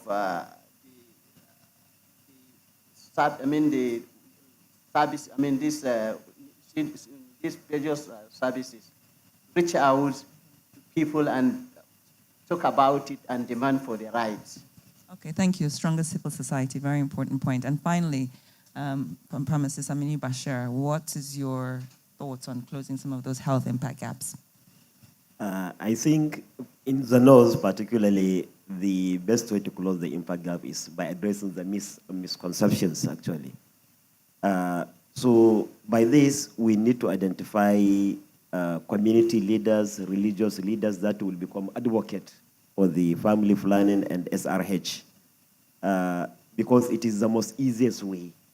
Since we are using religion and culture to deter access to family planning services, if we have advocates from this group, it will enhance in addressing the gap, actually. Recently, Professor also we should use data to showcase reality. Professor Galadanchi did an independent research with regard to our high maternal mortality. From the research, we realize education, even if it is Islamic education, has a reduction in maternal mortality. So it means we have to use all methods to address these gaps. So thank you. Thank you very much, and it's good how you highlight the final point that as we have someone from Ministry of Education, how closing those gaps also involves better education to our young boys and girls. Thank you very much. So we can take about 3 questions or so. So I already see a hand up before I even finish what I'm saying. Shows the eagerness of the audience. I'm glad we can take some questions. So we'll take 3 questions. So if you could just quickly state your question and who it's targeted at, then we can hopefully get through at least 3 and maybe a few more, but we'll see. So yes, okay, thank you very much. Farm Gospel Precious is my name. Mine will go to my colleague, Farm Bashir, my senior. Okaire, Dr. Benyeram Okaire. Yes, thank you. Yes, please, Doctor. So my question is, with the pull-out of funding from the US and other funding agencies, what are we doing with the HIV and AIDS products? We're aware of the relationship between HIV/AIDS product and reproductive health access. So because we know how expensive HIV/AIDS drugs are, if at the end of the day, USAID and US government are unable to provide any kind of funding, how are we going to survive? How are we currently surviving? I don't know if I can ask a second question. No, sorry. Okay. Thank you. Dr. Benyeram? Okay. I say that immediately that happened, there was that pullout of that funding. Very quickly and urgently, His Excellency, the President of Nigeria, approved 200. I'm trying to. Is it $200 million? $million, right? Fine. For HIV, AIDS, malaria, TB, all those other interventions. But you're still aware that later on, USAID is still footing some HIV, yeah. And for the sexual reproductive health packages, the services and family products, had listed a whole lot of outlets that had been initiated by the states funded FP programs. We also have, through the medical relief program, about $5.7 US for family planning products. And as well as even, also there's also funding approved for MNCH. We also have, I've forgotten the others now, but I think I listed all this. And through the NHIA. NHIA, again, has been a great source of reducing out-of-pocket funding and reducing catastrophic spending for our populace, and ensuring reimbursement, especially with respect to maternal and newborn health services. And I think since I joined the Federal Ministry of Health, I think this is the most robust. Thank you. Thank you very much, Dr. Binyerum. The lady with black, perfect, yes? Okay, thank you so much. Good afternoon, esteemed panelists and participants. My name is Faith. I'm the president of medical students in University of Abuja, and it's such an honor to be here. First off, I want to commend the Ministry of Health and every other body that has been creating policies in terms of SRHR. But just like Dr. Binyerum said, which I love, shifting from a lot of things are being done at the state levels, but I didn't really hear much about the local government level, because at the end of the day, everything happens at the grassroots level. So in as much as these policies are being done at the state level and we at the local government level, we see what is being done. We are seeing these things face to face. We're seeing the cultural barriers. So I believe that at this stage, especially when it comes to the children, the adolescents, incorporating this education, this awareness, like my colleague, we spoke earlier, talking about empowering them. Sorry, what's your question? My question, right? Thanks. So sorry. My question right now is shifting from policy existing to policy work at the grassroots level. What is really being done to make sure that all these policies are being implemented? I've heard about monitoring and everything, but at the grassroots level, in the secondary schools, in the local government areas, what is being done? Thank you. Who's your question to? Okay, my question is to Dr. Taiwo Johnson and Dr. Binyerum. Thank you. Whichever of them. So I think that the question should actually go to the states, but I can respond. Can we ask Dr. If you don't Dr. mind, Coker. Dr. Coker to answer that Dr. question, Coker. because she's at state level. Thank you, Dr. Coker. Thank you for that very pertinent ask that question. The truth is there's nothing the state does without carrying the local government along. When we do awareness or training, we actually bring our local government chairman into the room. We also bring the traditional rulers as well as the religious rulers to ensure that whatever we're disseminating gets right to the grassroots. And that's how we carry people along, and we monitor. We actually we've given power to the CSOs to monitor the activities at the local level, as well as the traditional rulers. They're allowed to monitor our PHCs if they're delivering those services. And we meet with them regularly on a quarterly basis to catch up with them, to make sure that what is being said, fed back to us, is truly what is happening at the grassroots level. Fantastic. Do you want to add to that? Okay, so one of the things you should know is the local government PHCs is being managed by the Primary Healthcare Board agency. However, the oversight function is still the Ministry of Health. So even though implementation is at the primary healthcare level, the local government, the oversight, so Dr. Koka oversees every single thing going on in her state, at the primary, at the secondary, at the tertiary, not tertiary, all of them. Yes. And also Dr. Okay, yes, Binyere wants yes. to add to it. And maybe we can also then... I just want to add a voice because I think she looks to me like an adolescent. I hope I'm not wrong. And okay. I just want to use this opportunity to enhance the information on adolescent, youth and friendly health services. I think that's one area that's going forward. I'm happy that Dr. Kuka is here, and I believe they have a good story in Ogun State, and has given us a good example. So I think all states should ensure that they have very functional adolescent youth-friendly health service centers. Thank you. Okay, and maybe I just crave your indulgence to also enable pharmacist Aminu Bashir to also answer that question from Kano State's perspective. The Honorable Commissioner Ogun has said it, but additionally, this local government also are included in counter-funding of all this budgeting of the interventions. So apart from including them in all the planning meetings, whatever, they also contributed to the basket fund. So there is local government counter-funding for all the interventions.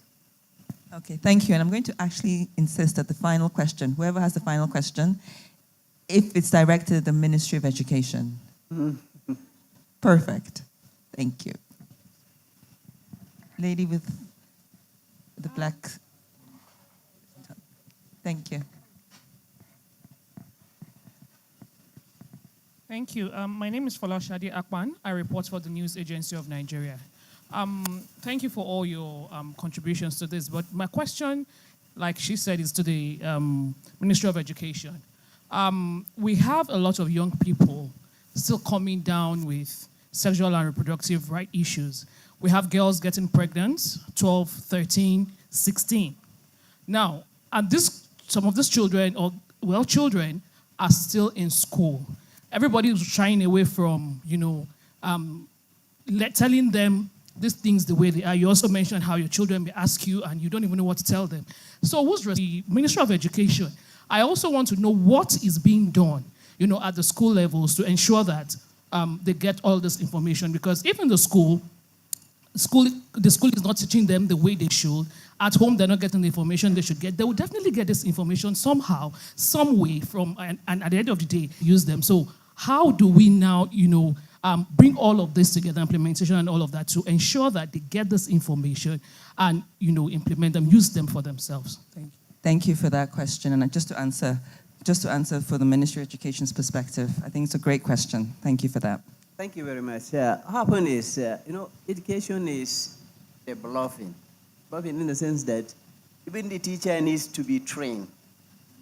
When a teacher is trained adequately and he gets the right information to cascade it to the young people, that is when we.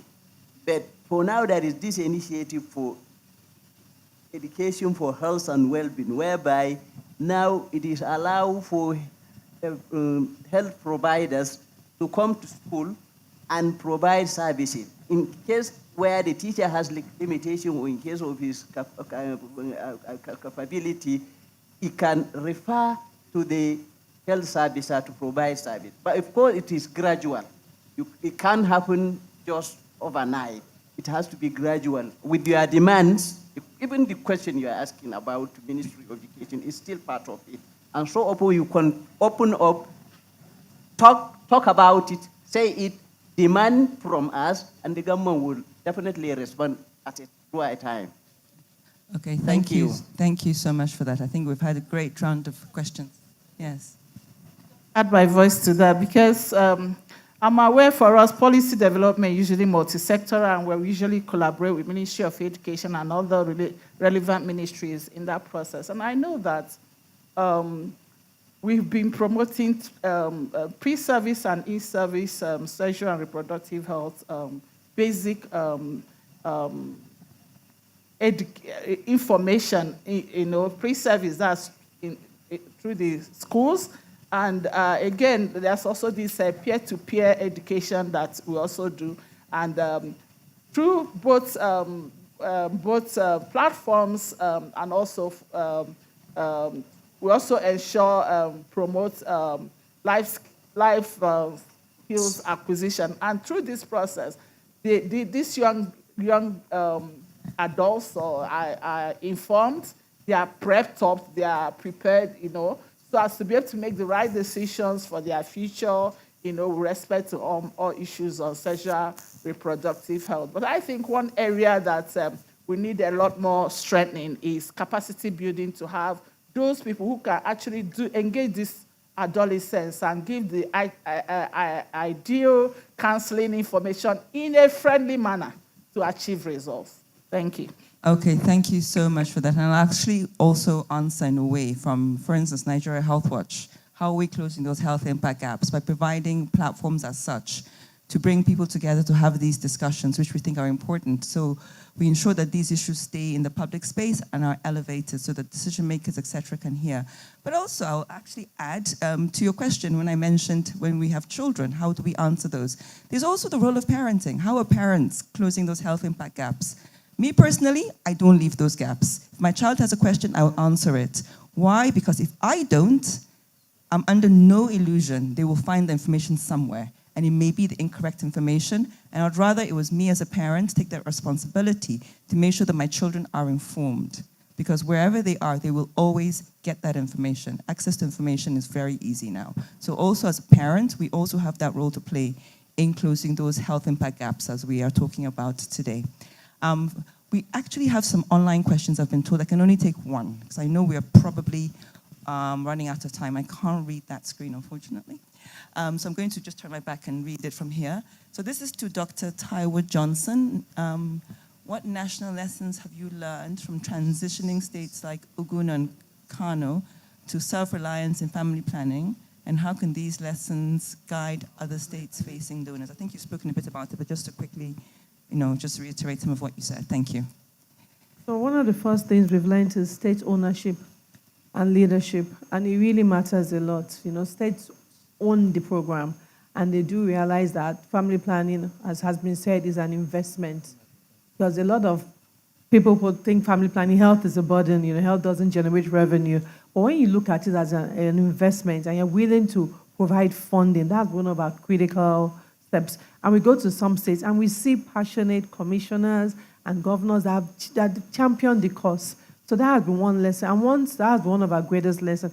So the need for advocacy, to see these high-level stakeholders, to meet with them, and to let them know the impact family planning will have in their state is also very critical, in a nutshell. Thank you very much. Thank you very much, all of you, for engaging in this first panel session. I'd like you to thank our panelists who've really provided deep insights from their various perspectives, for engaging the conversations and for really highlighting some of the issues, and good and bad, that they face at the state level. I think there's a lot we can take out from what they've said. We'll have a communique at the end that will kind of summarize a lot of these issues. So I'll just end by really, really thanking all of you for being here with us this morning, for taking the time, because we know time is also precious for all of you, for taking time out of your busy schedules to be here with us this morning. Thanking Dr. Binyere Akaire from the Ministry Director, Family Health at the Ministry of Health. Dr. Tommy Koka for being here, Ogun State Health Commissioner. Of course, the Permanent Secretary from Kano State, Pharmacist Aminu Bashir. Dr. Taiwo Johnson, thank you so much, from TCI. And also, not last but not least, Malam Gali Dambazao Tale from the Ministry of Education. Thank you very much for being with us this morning. The conversations continue. We have our other panelists here ready. So I'll just end here by thanking all of you again, and remain engaged. We'll take a picture of all the panelists, and then we will move on to the next session. Thank you.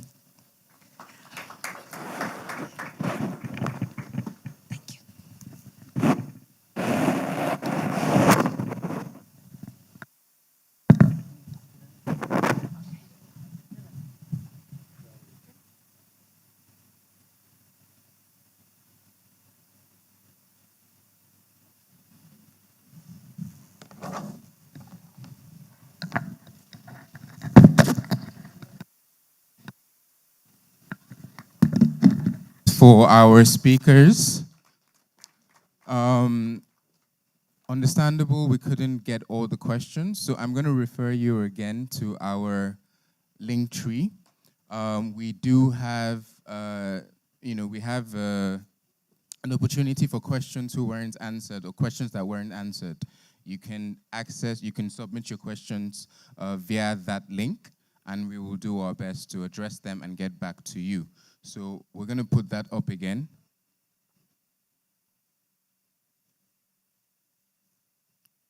Can we display the link tree, please? Yes. So you scan this, it will take you to the link tree, and you'll see one of the toggles there for questions for this particular panel, including the panel quiz, right?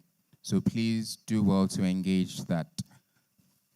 So at this point in time, we'll be breaking for tea. To manage our time, tea break is going to be for 10 minutes. So can we all make our way to the back?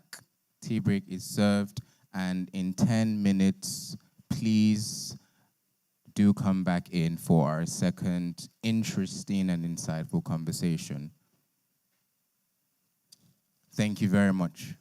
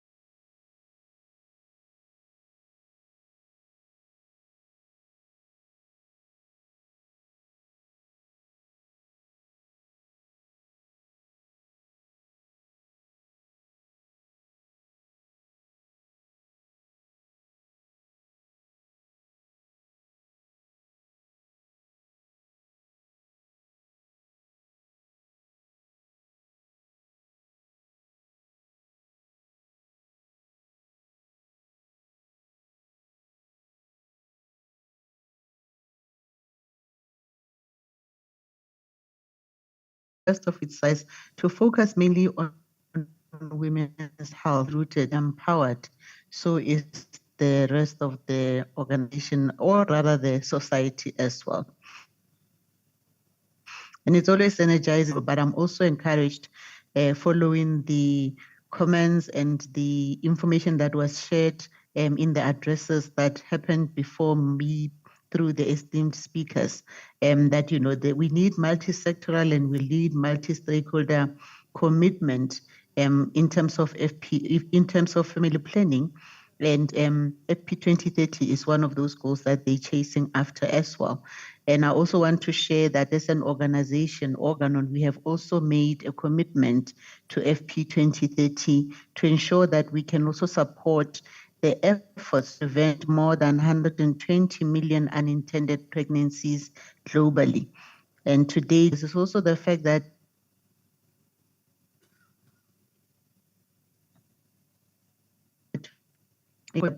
and part of that is really to ensure that we provide comprehensive sexual and reproductive health for our, by the previous speakers, one of them being the supply and logistics, and through the access generating. And I'm very pleased to share that, we meet this need of out of stocks is well managed. We also support capacity building, and we also work on health literacy. But we partner with multiple organizations, and we will also be quite excited to join in the conversation around sustainable financing and domestic finance mobilization as well. Now, linking all this to the question, let me paint a picture. I'm a bit of a storyteller.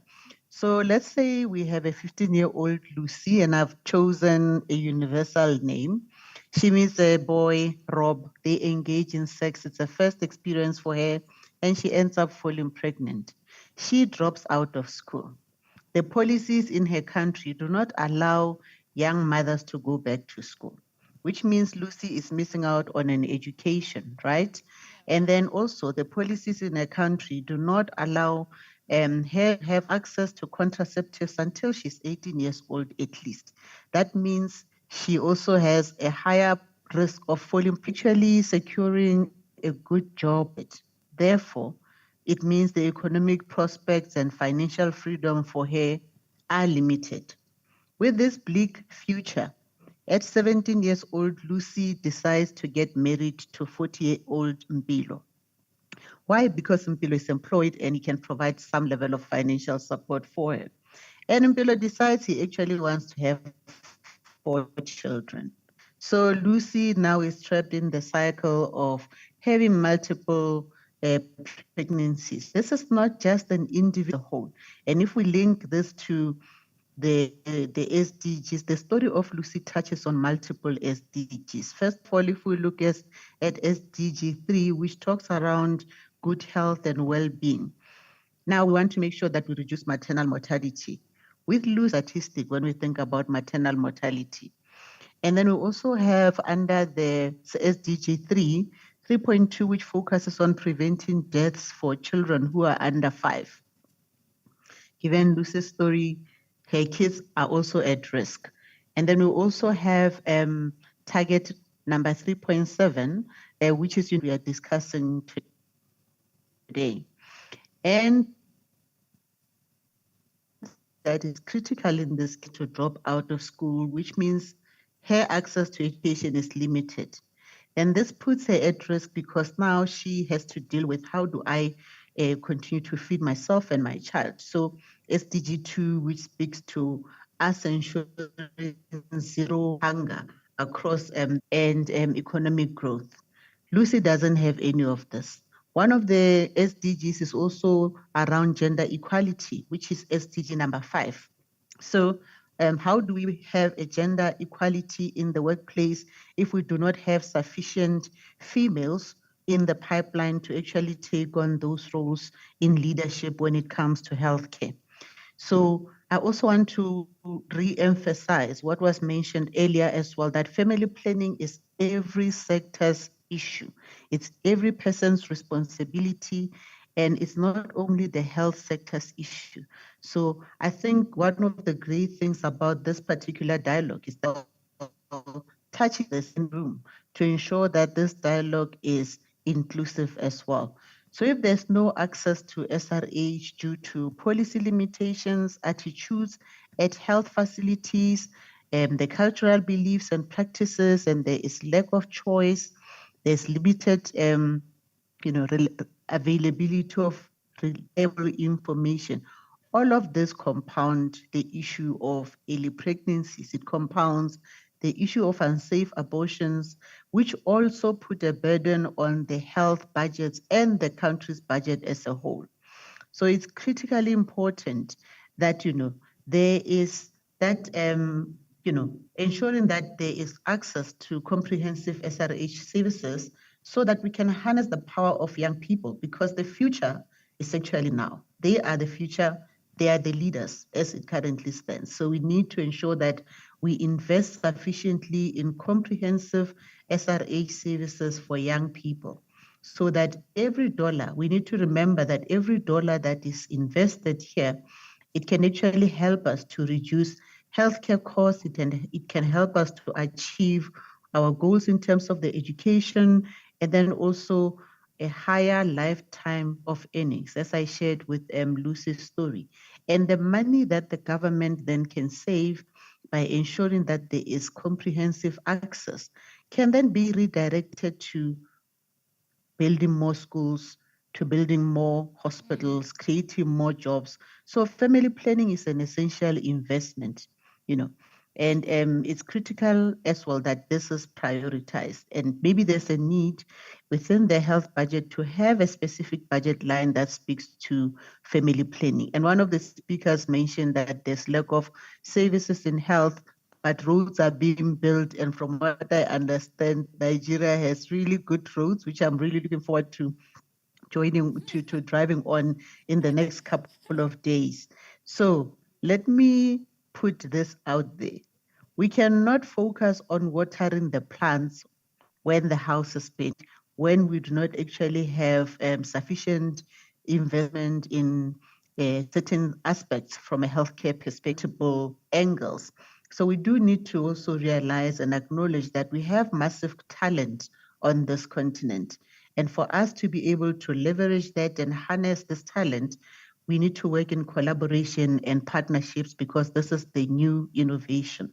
We also have multiple partnerships with FP 2030, UNFPA, Pathfinder, the Gates Foundation, TICO. So we work with multiple organizations, including Nigeria Health Watch. And indeed, if we want to go far, we have to work together.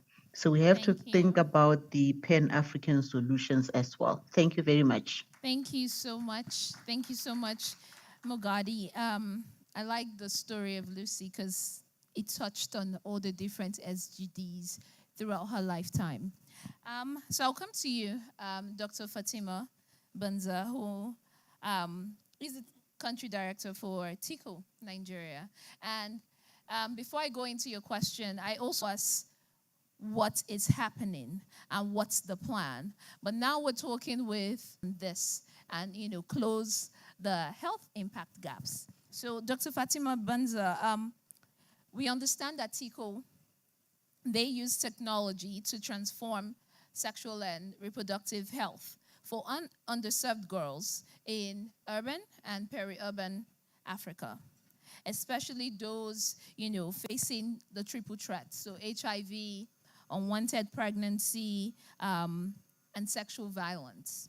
So what role does technology play in expanding access to SRHR services, and how can we make sure it helps with?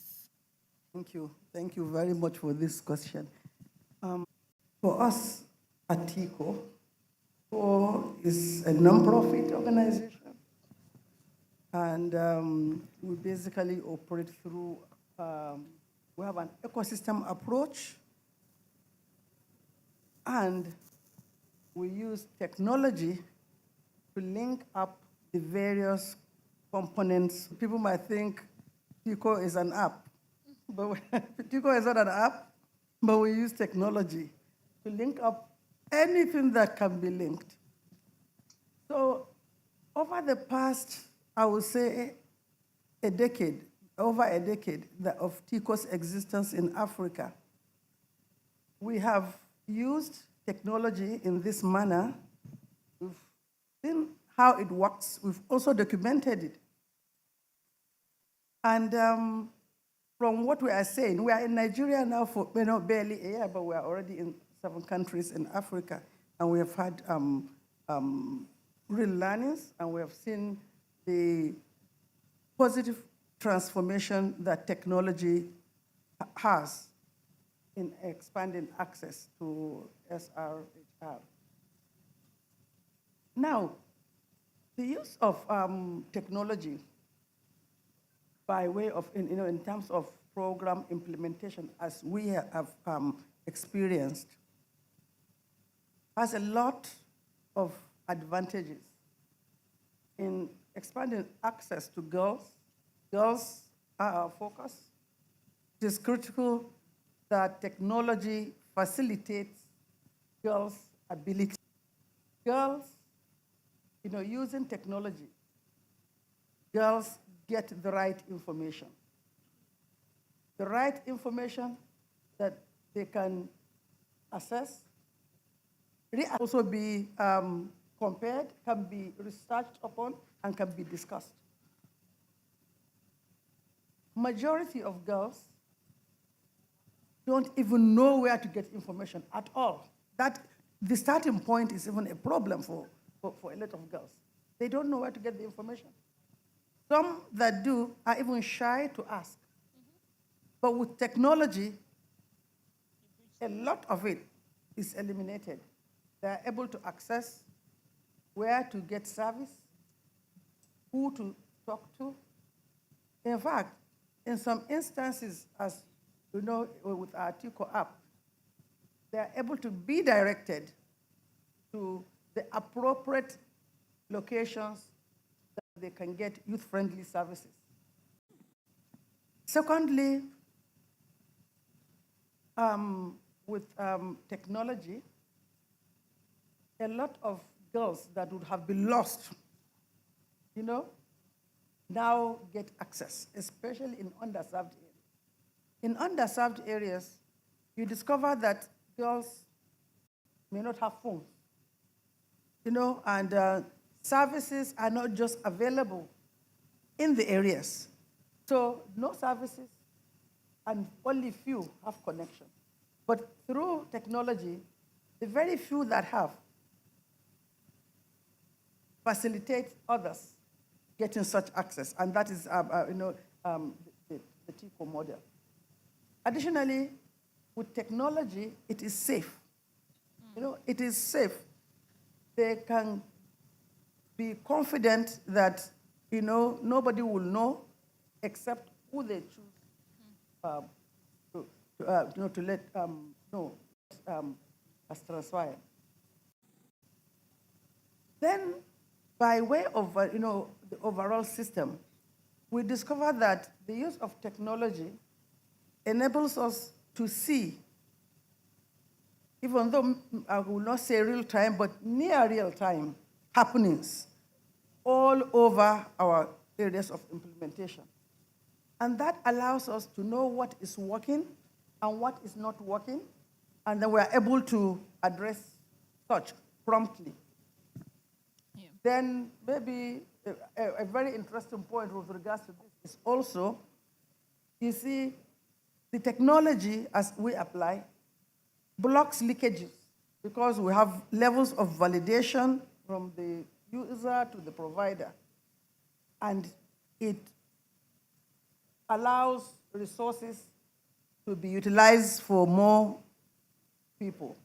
And that is a critical factor that we have also discovered in our programming. Maybe I'll stop here for now.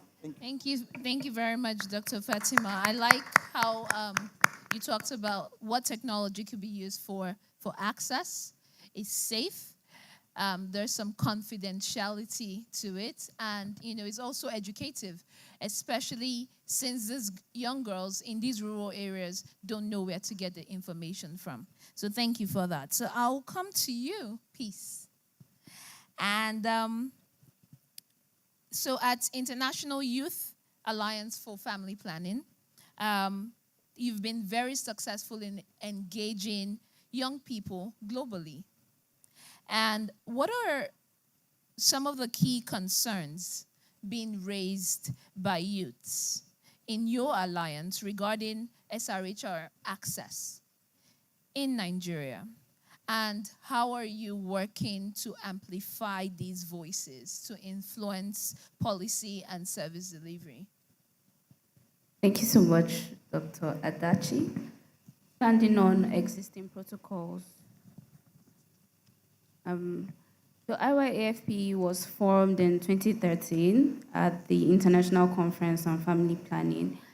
So we came out of a need that young people were not well represented at the conference, and we saw the need to include young people in decision-making spaces. So that was where the momentum started from, and we've been able to successfully build a coalition of almost 40 countries of youth-led organizations across the globe.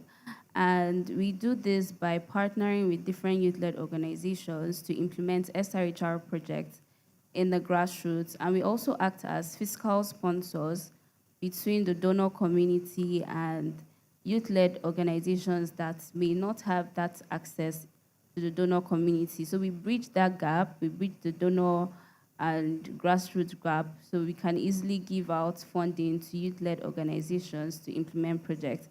And part of what we've done is to, like I said, work with youth-led organizations, and we have across different countries.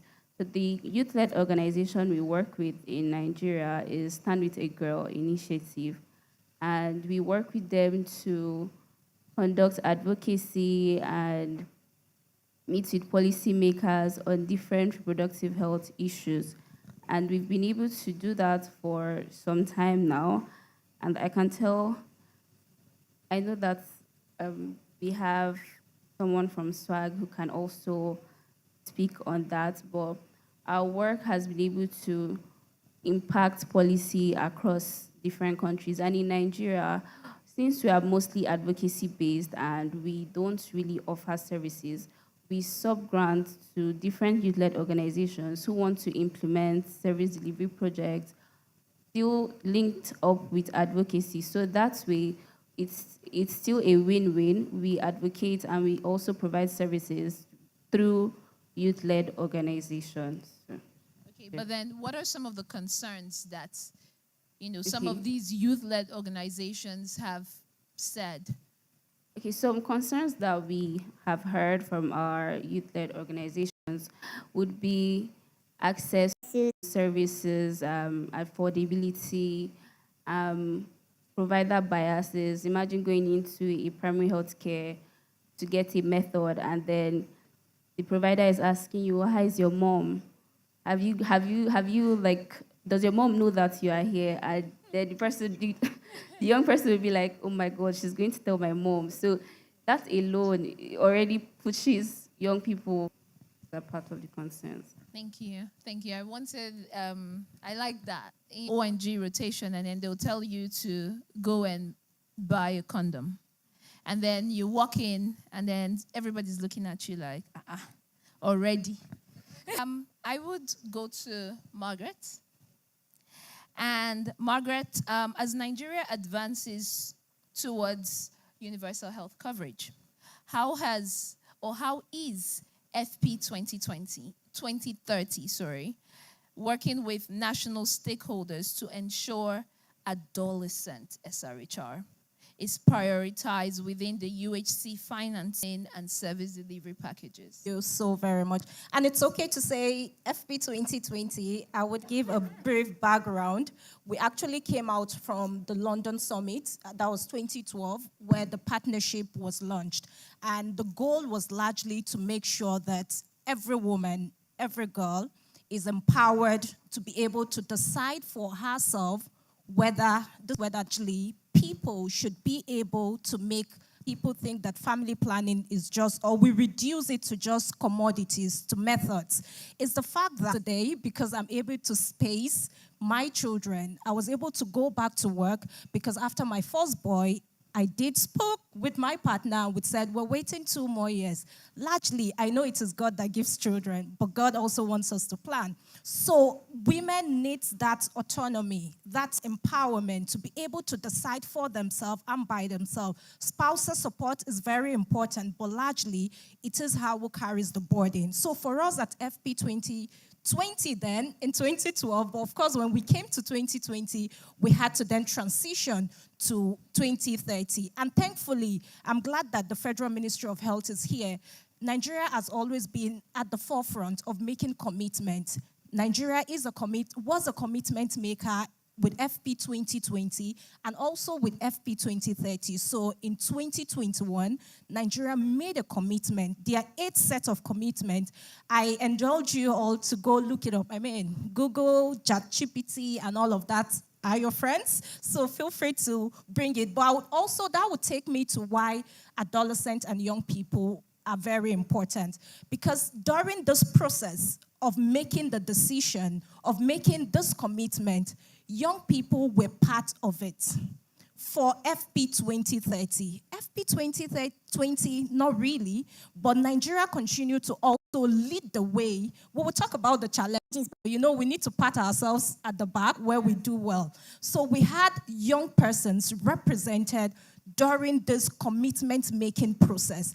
And what that also meant was that even at the end of the launch of this commitment in 2021, young people went ahead to make a youth-friendly version. Even for me, that I work with FP 2030, that youth-friendly version has been a lifesaver. That's why I can remember the 8 commitments. So it tells you a lot that young people can bring to the table when they are being meaningfully engaged. And largely for us at FP 2030, which is the largest global partnership, and it's focused on family planning. I mean, FP is family planning, and that singular act helps us to bring in different partners from different disciplines into one room, and then we can situate family planning within global health, within development, within gender equality, because ultimately we have to look at ways to integrate all of those issues. But also, the first panel did an amazing job, and it's continued to gladden my heart when I see that Nigeria is working towards fulfilling this commitment. However, when we look at the population of women with reproductive age, 64%, which is 34 million, are adolescent and young people between ages 10 to 24. So we have the largest of them who actually need this method. However, when we talk about unmet need for family planning, I know we like to speak English, but what that means is an adolescent girl, she differ all of the barriers. I mean, it's hard to even get to the facility. The distance to the facility, the operating time, the biases around if someone catches you or sees you or tell your mother, and then she gets to that facility and there is no method for her for different reasons, stock out. In fact, I've had providers say, if they stock out or we have just a little, how many child do you have? 1, I beg, as in, or you don't have any. You should help us populate our country. Go and wait. Let's attend to someone who already has 4 or who needs it more. But ultimately, it's to say as we work as a partnership, supporting government, working with funders, civil society organization, youth-led organization, to continue to help them with the right data, for decision making, because there are high impact practices. Dr. Johnson mentioned it. We already know what works in terms of adolescent and youth sexual and reproductive health. There's also things that don't work. WHO help us with those data. How can we make sure that countries are prioritizing adolescent and youth sexual and reproductive health in their policies? So within Nigerian commitment, there are specific adolescent and youth commitment. For example, I had to write that out. It says integrate family planning service into minimum service package for the UHC, including young people repositioning adolescent and youth sexual and reproductive health, and expand access to right-based, youth-friendly family planning information and services.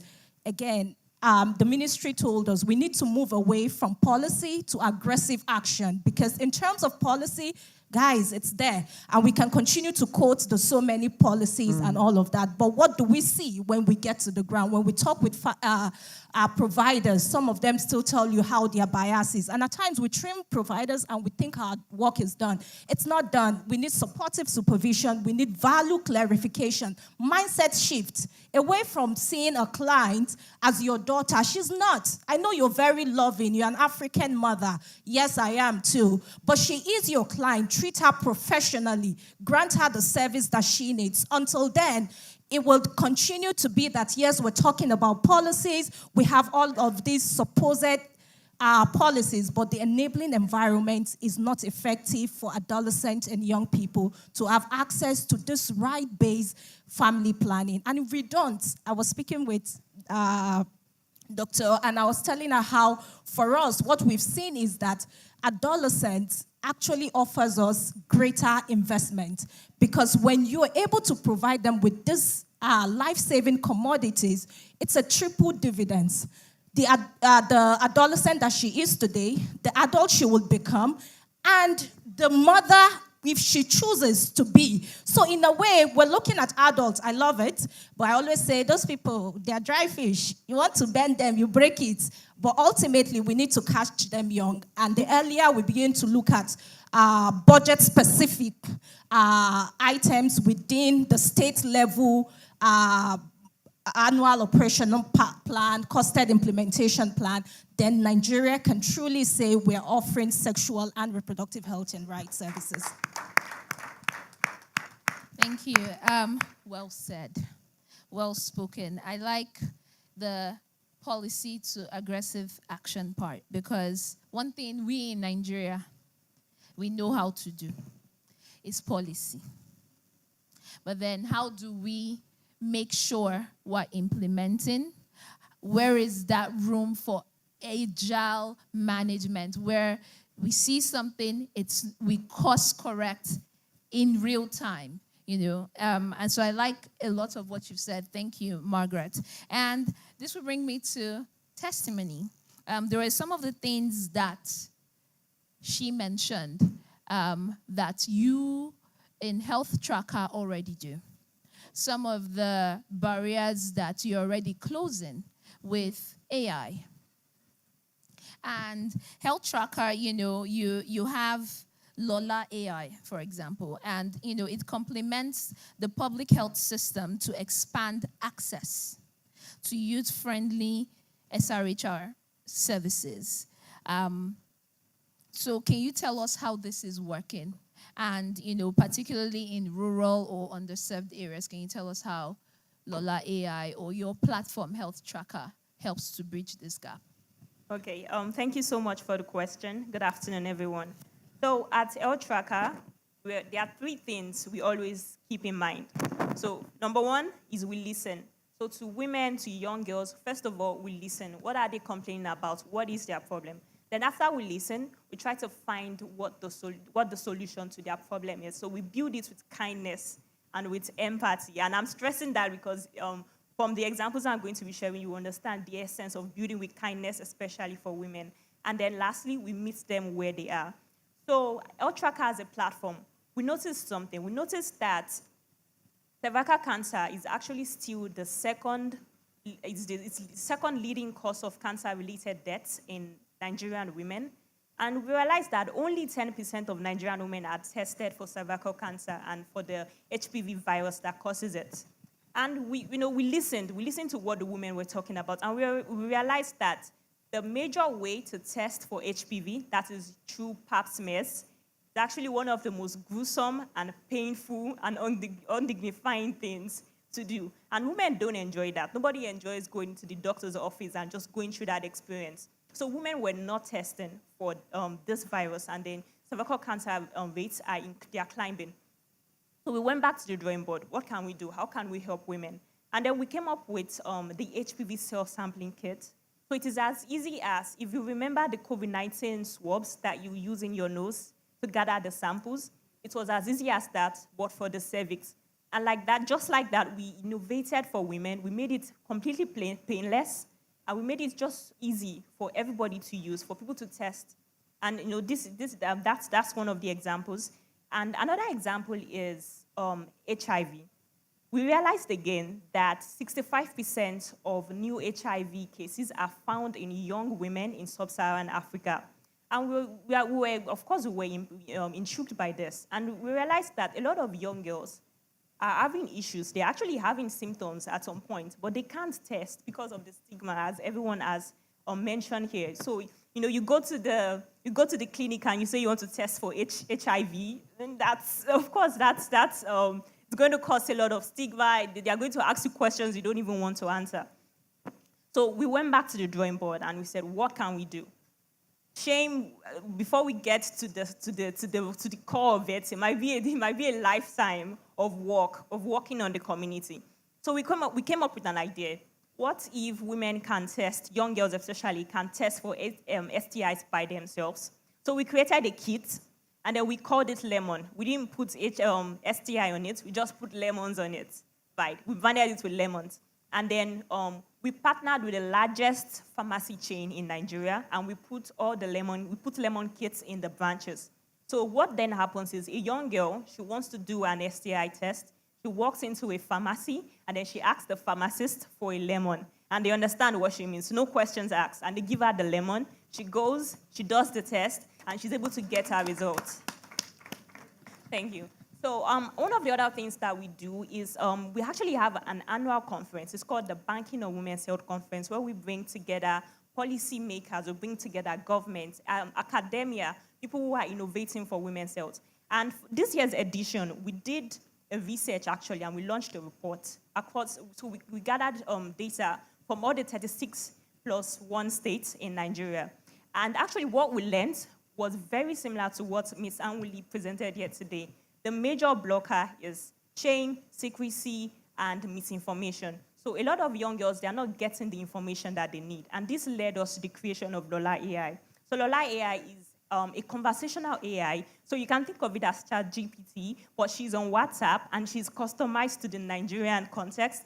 So she's every young girl's best friend. So then they can talk to her about their questions, and she's able to give them correct information. So there is no misinformation anywhere. And then this is one of the ways that we're making sure that we're reaching the young women across Nigeria and making sure that we're solving for them. So 3 things, like I said before, 3 things. We listen, what exactly is their problem? Number 2, we build with kindness. We build things that are kind to them, so that don't give them pain, and then meet them exactly where they are. Thank you. Thank you very much. Thank you. So I'll go back to Moshishi. I believe she's still online. Yes, I am. Can you hear me? Yes, we can. Okay, so youth engagement is very effective and very key to effective service delivery. So what role do young people play in shaping access strategies and program designs supported by Organon, and how is their feedback integrated into service delivery?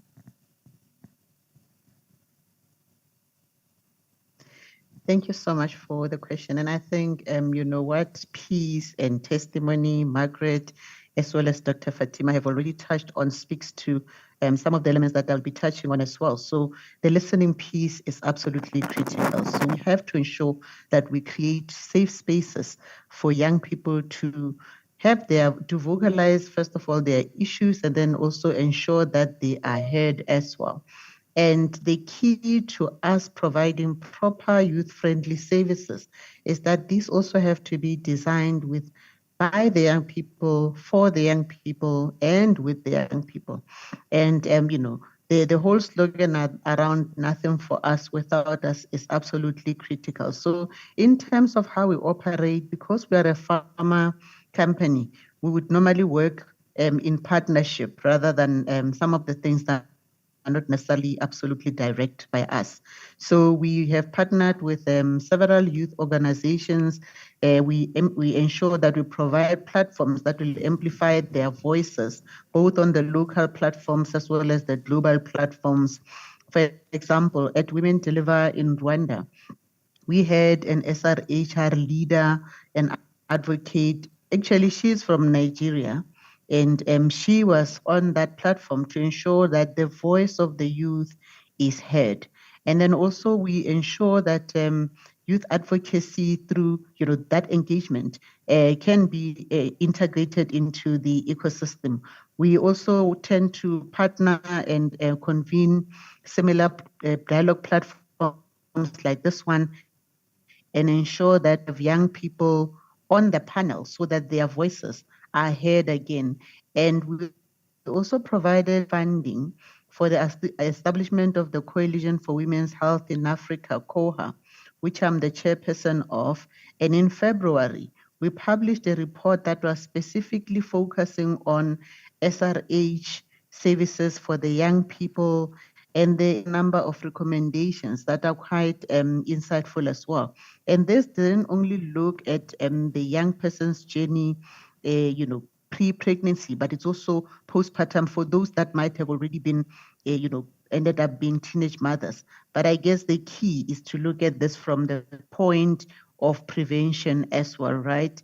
And maybe we also need to rethink the whole story around teenage pregnancy. One of the call-outs is, should we really be calling it teenage pregnancy when we have 10 to, children from 10 years old ending up pregnant? And we need to look at what are some of the key things that are actually leading to this. And in the month of June alone, youth engagements that we've been part include, we were part of the teenage pregnancy Indaba in South Africa. We also joined the Reproductive Health Network in Kenya. Today we are here with Nigeria Health Watch and the federal government and partners on this critical policy dialogue. And we also in discussions with the Association of Higher Education and Universities to ensure that there is continuous. So the key thing is, out of all of these engagements, the youth have similar challenges.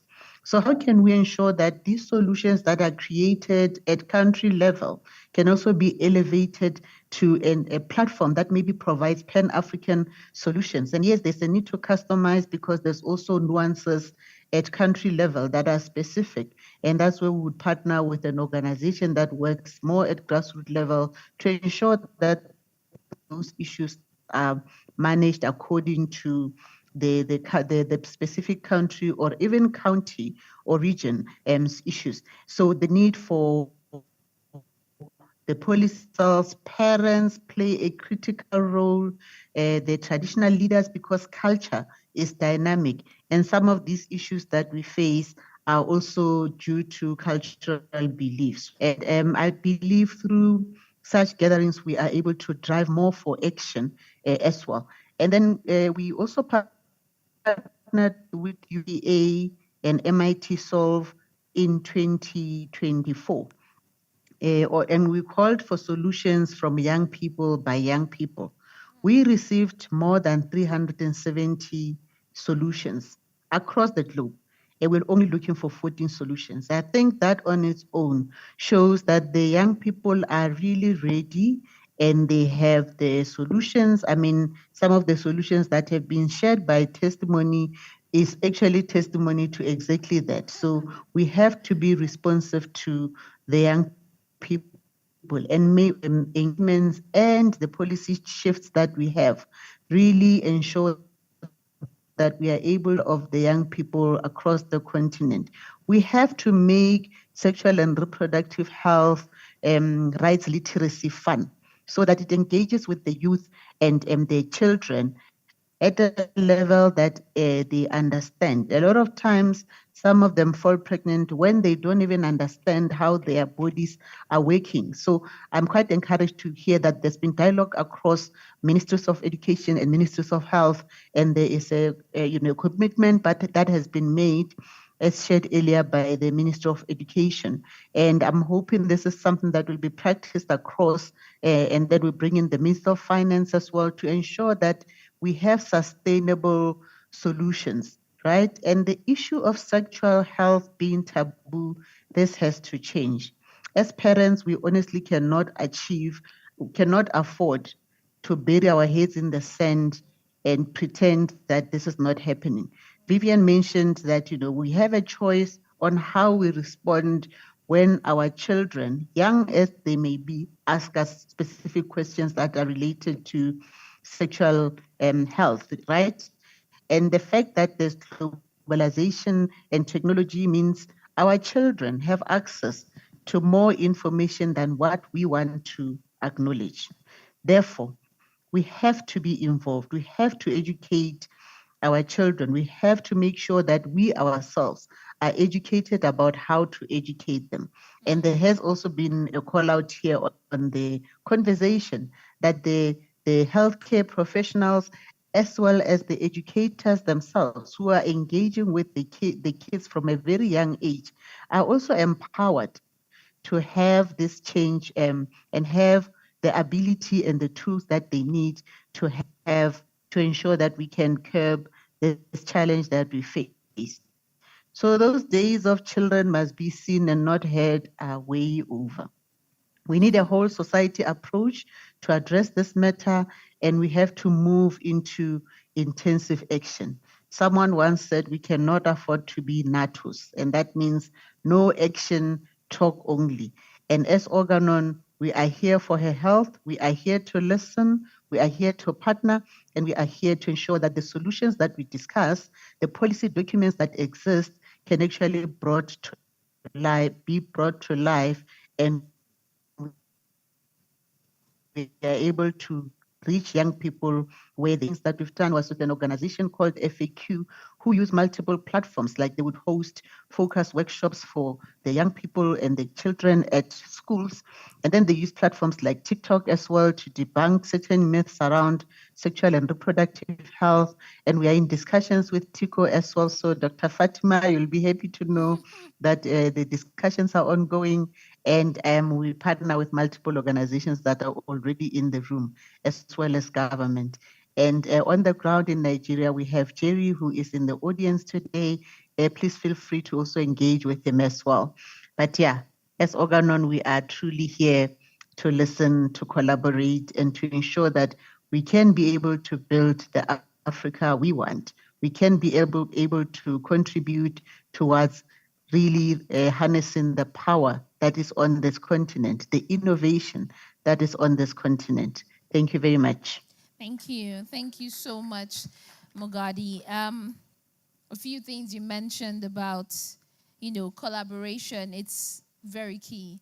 And, I also like the discussions we've had here, because a lot of the things we've talked about is, how do we bridge access? And we've talked about how technology meets them where they are. Tico with what you do, Health Tracker with what you do. But then, what about the youths that don't have access to technology? And that brings me to you, Dr. Fatima.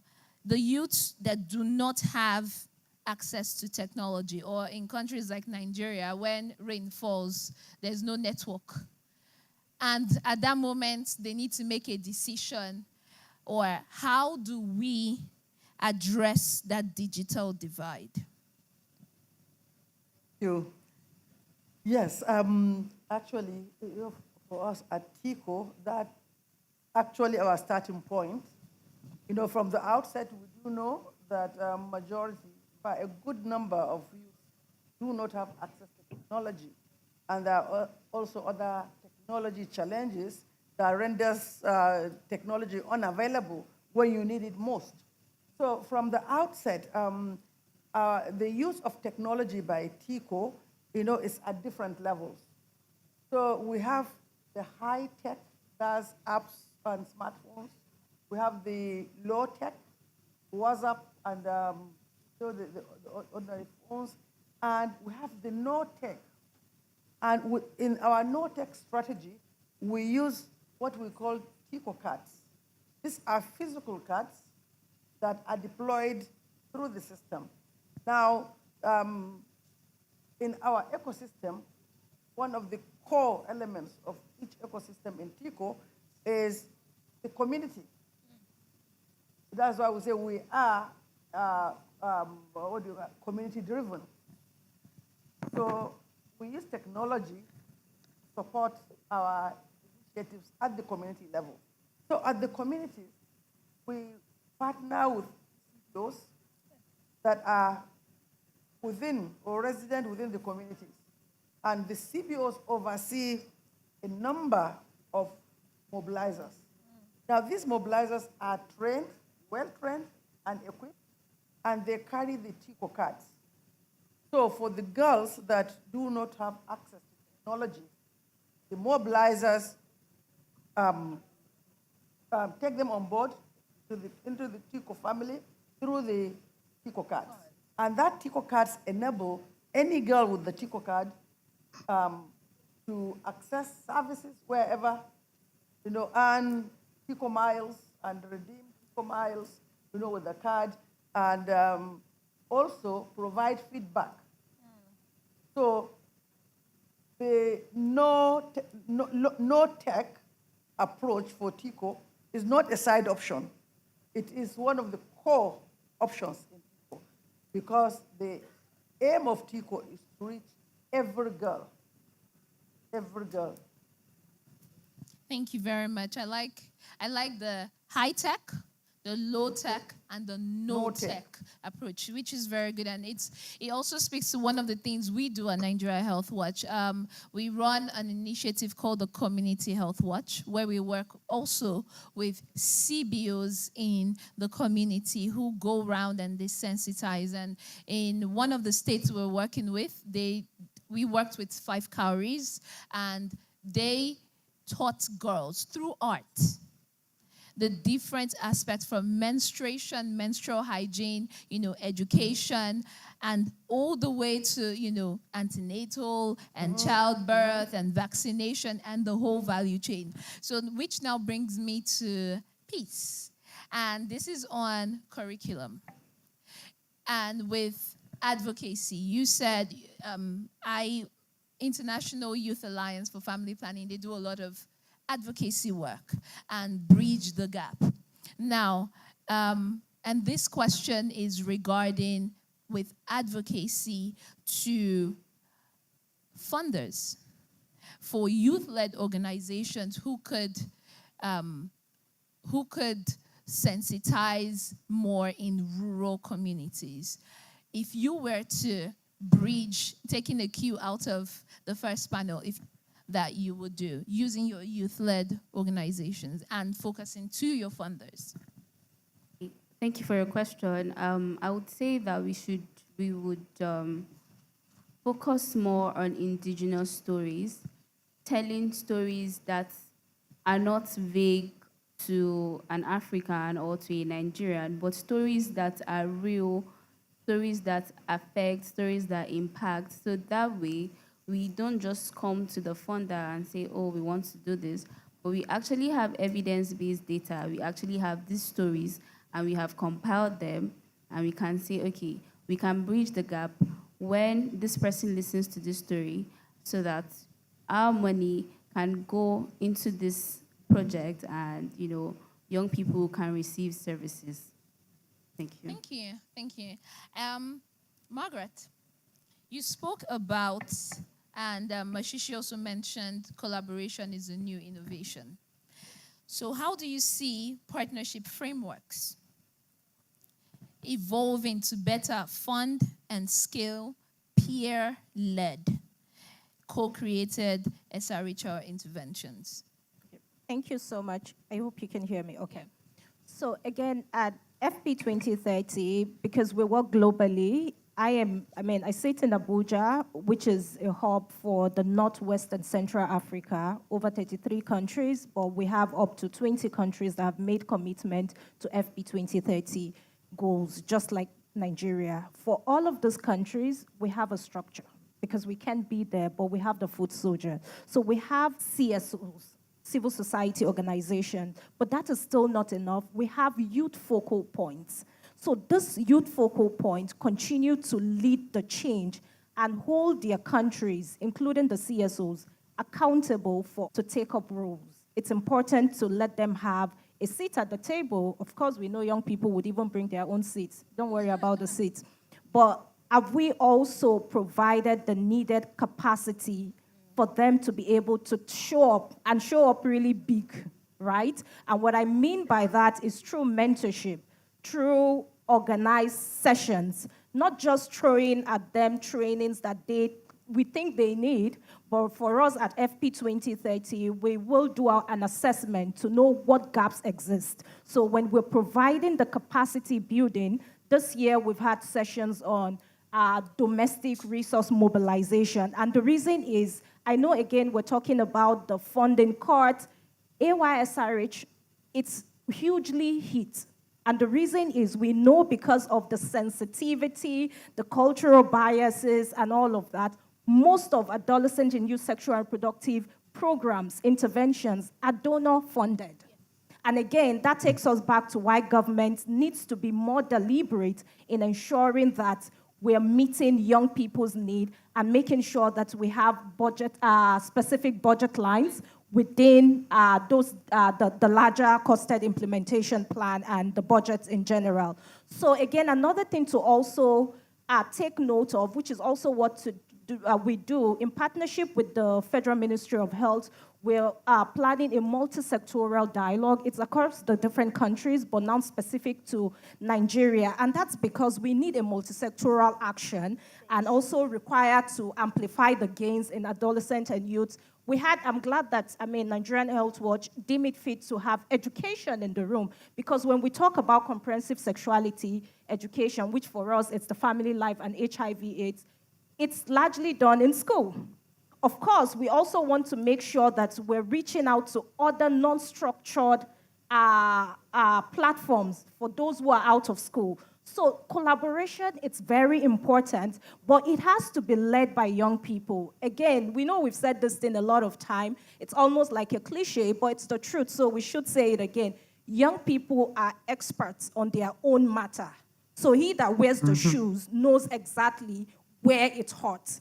And it's important that we continue to recognize young people, not just as beneficiaries, but as partners. Even in that partnership is equitable. So, and that's why for us, we're moving away from tokenistic way of engaging young people to making sure that we're meaningfully engaging them, right from when you're designing the project to when you are planning it, to when you are implementing. Also, the feedback from young people would make sure that, oh, this is working well for us. Oh, it's not making sense. Let's also take another way around it. But data is also very key. What we've also seen, and that's why for us at FP 2030, we have a data hub. We continue to help countries. We don't collect the data, but we work with different track 20, different partners to make sure that you have the right data to make decisions. But we know there are gaps. Age disaggregation, also relevant data that really speaks to issue of adolescent and youth. The last part that I know we know, but we need to remind ourselves, I know that adolescent and youth have similar issues, but they have unique issues, and they are not the same. They are not homogeneous. What that means is when we're programming for them as Nigeria, we have to think of those on the street, in the street. On the street could be that, you live there, under the bridge, in the street, you just hawk. You are in school, you are out of school. An adolescent girl is married. Some of them are in abusive relationship. There are just a lot of persons with disability, adolescent and youth. What may work for one may not work. So one size doesn't fit all. And that's why collaboration, partnership is what we champion, so that together we can make sure they have that right-based access to sexual and reproductive health. Thank you very much. Well spoken, Margaret. And we also understand that sexual health and reproductive health rights is also private. People are shy. There's still that cultural thing. Even if we're not ready to move, even if we're moving from it and we're thinking about technology and all that, and how technology can bridge this gap. But some people prefer personal interactions. So Lola AI meets the girls at their need. But then some people may want to have a personal interaction. And that brings me to my last question for the panel before we open it up to the audience. How does Health Tracker maintain that balance between digital convenience and human-centered support? Thank you for your question. So I'm going to start by reiterating on pieces on our point that we're not telling enough stories, right? So for example, I don't have children yet, but when I ask some of my older friends who have children and I ask them about their childbirth experience, they don't really tell me much, They tell me when you get there, you know.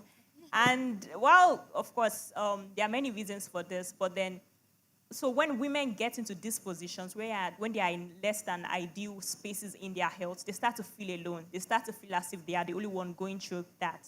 And this is one of the things that motivated us to open up a physical health center in Lagos. So we have a physical laboratory and health center where people can come in. A woman can be on her way to work and she has a test to do, a health test. Then she can just quickly drop by, do her health test, see the doctor, and go back to work. Or she might be on her way back from work and then she can just branch over, see a doctor, do her test, maybe rest for a bit after getting her blood works done, and then go home. And one of the things that we also do at our facility is an event we called Pink Friday. So at Pink Friday, we just gather women from our community and we tell stories. One of the editions that stuck to me the most was when we had a breast cancer edition. So what we did was we brought actual breast cancer survivors. They came, they sat in the middle, we sat around them and we started to talk. They talked about how they found out about their diagnosis, how they went through the treatment process, chemotherapy, and how they came out stronger at the end of it. And we know that breast cancer it's almost like a death sentence. When you hear it, it invokes fear and anxiety, right? But having that conversation that day, it helped alleviate all of those fears. And it helped the women, at least the women in the room, to understand that it's not a death sentence. If these 3 women in the middle, if they did it, if they came out stronger, we can also do it and come out stronger as far as we test regularly. One other edition that actually touched me very much was when we had the PCOS edition. So we invited women to talk about PCOS, especially women who were living with PCOS. And I remember there was a young girl who was in the room, and she started to cry at the end of the session. And then she was talking about how PCOS had affected her life so much, her education, her friendships, and she thought she was going crazy. She thought she was the only one. But being there in that room that day, listening to everyone else, she realized that she was not the only one. There were people who were going through that as well. We also have, I'd mentioned this, our Banking on Women's Health Conference, where we bring women together. So for us, it is almost like a sanctuary, where we get to talk about our issues, we get to tell stories, we get to look at the solutions together. For this year's edition, actually, we had it in May, and we had about 2,000 women, both in person and online. So for us, the human connection, the community, it is a priority. It is not just it's an option. It is something that we actually implement and we do often. So for Lola AI, one of the things that we do to make it accessible, especially for people who are underserved and underprivileged, is when we were building it, we insisted that we want Lola to be on WhatsApp, and we had the reason. The reason is a lot of people don't have very good phones. A lot of phones, they can only accommodate WhatsApp. The spaces are small. If they have to download another app, it poses a problem to them. So we said we need to meet young girls where they are. Everybody uses WhatsApp already. Everybody knows how to chat. So if we have Lola on WhatsApp, everyone can just, regardless of their economic status, at least as far as they have a feature phone, they can text and get the responses that they need from Lola AI.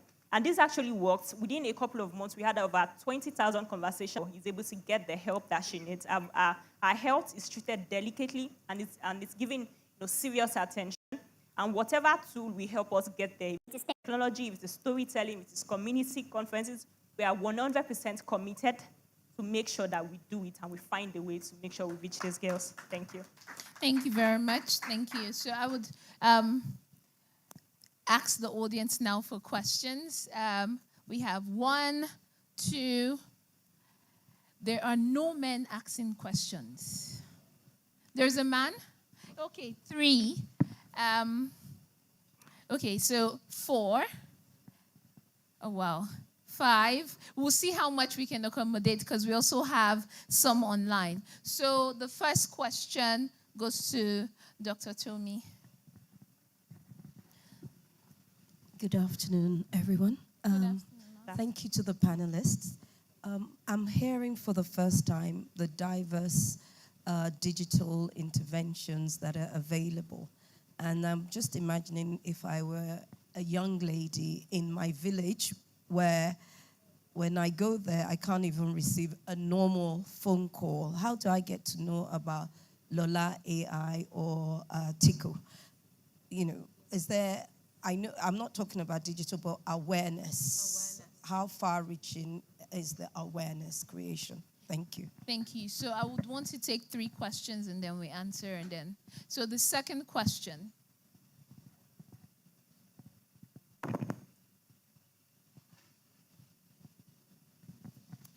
Good afternoon, everyone. My name is Sarah Kukoni from Our Initiative. So my question is directed to almost everyone on the panel. Okay. So we know that menstruation is often the physical experience of sexual reproductive health for girls. It's the central marker of reproductive health. So ignoring menstruation when it comes to sexual reproductive health is like ignoring the vital signs for the general health. So as it reflects the functions of the reproductive health system. And then there has been issue of irregularities for menstruators because of lack of awareness on heavy bleeding, painful period, and other menstrual disorder, which can lead to broader signals of what is wrong with the reproductive system, like the PCOS issue.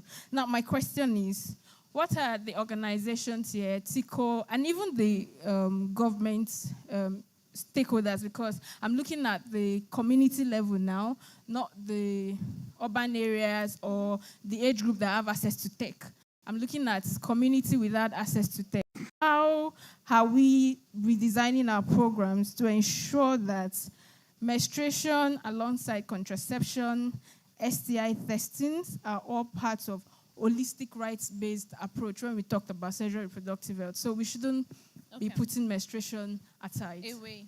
All right, thank you. Please, can the man ask his question?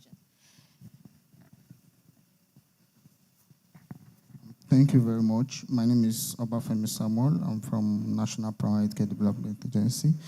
So the strength for my question is found from what Miss Margaret Bolaji said. So she said something that resonated with me. She said women need autonomy to be able to make choices and they need supportive partners. So now from this, I'm going to be asking Ms. Peace a question. So looking at it from the northern region of Nigeria, ma'am, it has been known that the male make the decision, even in terms of vaccination. The father of the house can tell the woman to take the child for vaccination and not to take the child for vaccination, while the mother does not have any say on that. So this is going back to the issue of family planning. So for me, I think it's better for women to have decision of family planning, not to have kids, rather than having kids and you can't even tell your kids what to do and what not to do, rather than only the father telling your kids what to do. Okay, you can take the kids for vaccination, you can't take the kids for vaccination.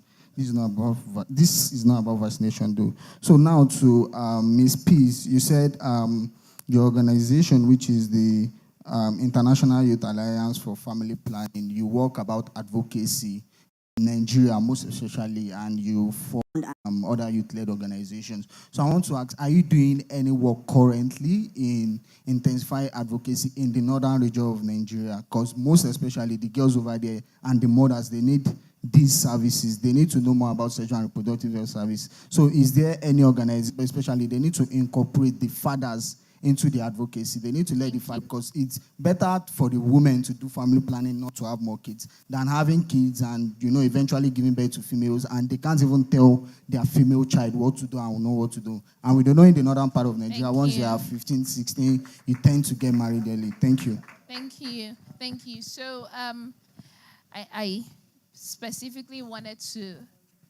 you to ask your question because you've kind of moved it into where I wanted it to go. But I'll let you answer the first question. So maybe testimony, you answer Dr. Tomi's question.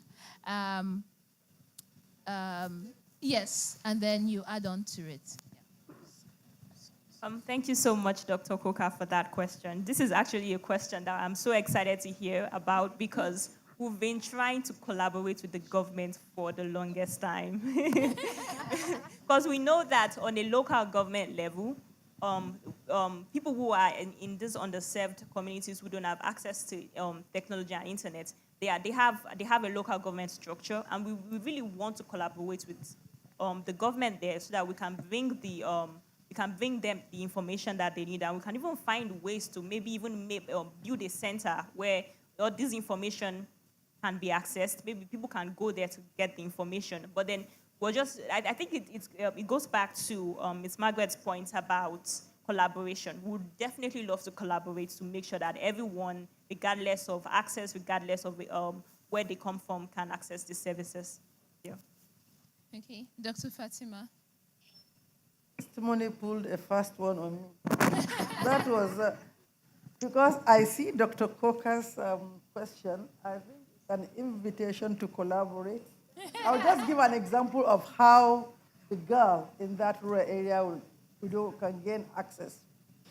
Just imagine you've invited Tico to Ogun. Whatever area we map for implementation, we ensure not just information sharing and mobilization, but we also ensure adequate service delivery by all available outlets.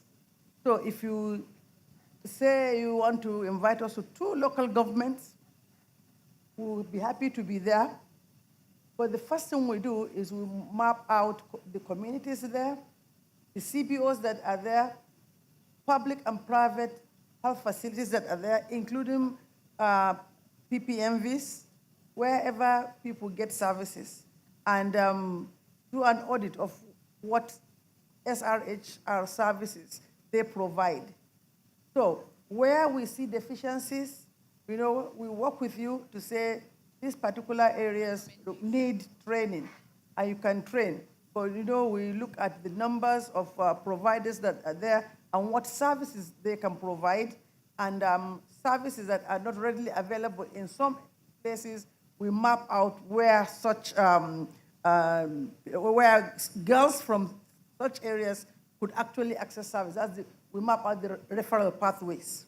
So it is when we do that we now, through the CBOs, select mobilizers in each of the communities. And these mobilizers are trained because we train all the CBOs. So the CBOs step down the trainings, and they train all mobilizers.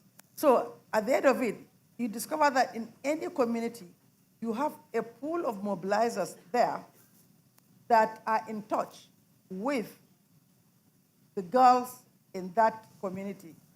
Those that have, and then we equip them with Pico cards.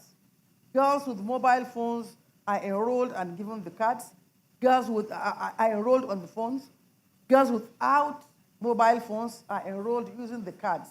And they carry the cards to the health facility, and get their services. What is of interest, and I'm sure that would be an interesting point for collaboration, is that since PICO works with our trusted funders, we ensure girls access services at no cost. So if it is at a government facility, contraceptives are free. But if they access it through private facilities, PICO reimburses. Okay. So thank you very much. So I will have Margaret. Dr. Coker, I hope your question has been answered. Collaboration. They are coming to you.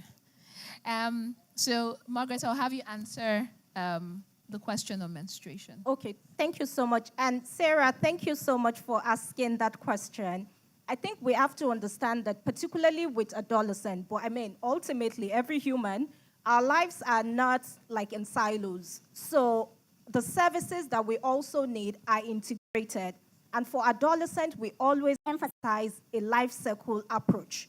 So an adolescent girl walks into the facility. Every contact is an opportunity. She probably comes for maybe contraceptive, but in between you even hear her, maybe it was based on a gender-based violence and all of that. So our ability to ensure that even within the system, there are referral services, there are linkages so that they can have access. However, I know within the National Policy on Adolescent Health and Development of 2021, there are priority issues, 8 of them, and one of it is sexual and reproductive health and right. Right inside, it's menstruation. Do we need to bring it out really well? Sarah, you know I know. And I mean, last week, we had the first ever menstrual hygiene and menstrual health and hygiene management summit, which was led by your organization. And I think, again, it's everyone's business. So all hands must be on deck for whichever part of that SRHR that is hidden,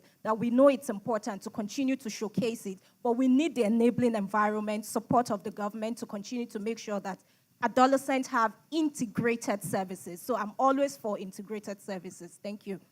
Thank you. And then, Peace, do you want to answer his question?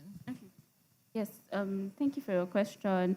To answer your question, are we doing any work in intensifying SRHR currently? No, not at the moment. We were hit by the USAID and the whole funding cut. So right now, we're not implementing any project in northern Nigeria. But we implemented a project through Stand With a Girl where we wrote a shadow report on sexual and reproductive health and rights about ladies in IDP camps, young people in IDP camps. And we submitted this report to the Universal Periodic Review. So our role was to provide recommendations. And this recommendation is left to the government of Nigeria to implement. And then we follow up. We have, we hold them accountable for what they have said, and part of it is what we did. So right now, we do not have any projects going on.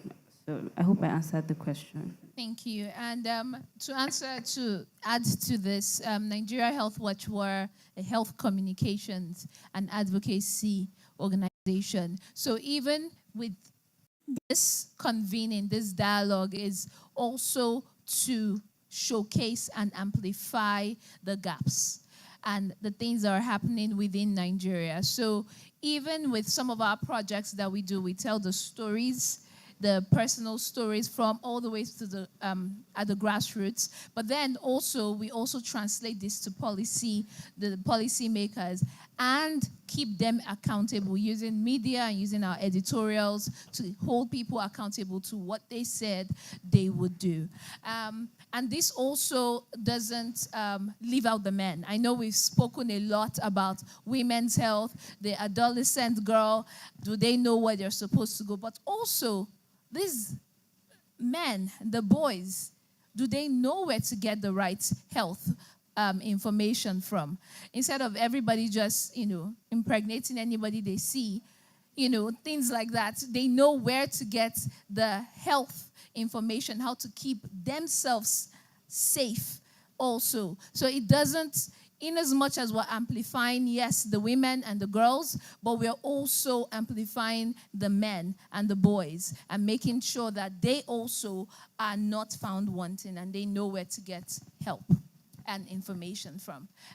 I would ask if there are any questions from online, please.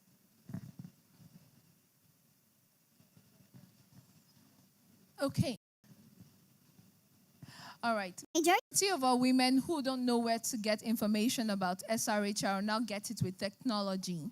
How accurate are the information teenagers get in issues relating to menstruation on the internet?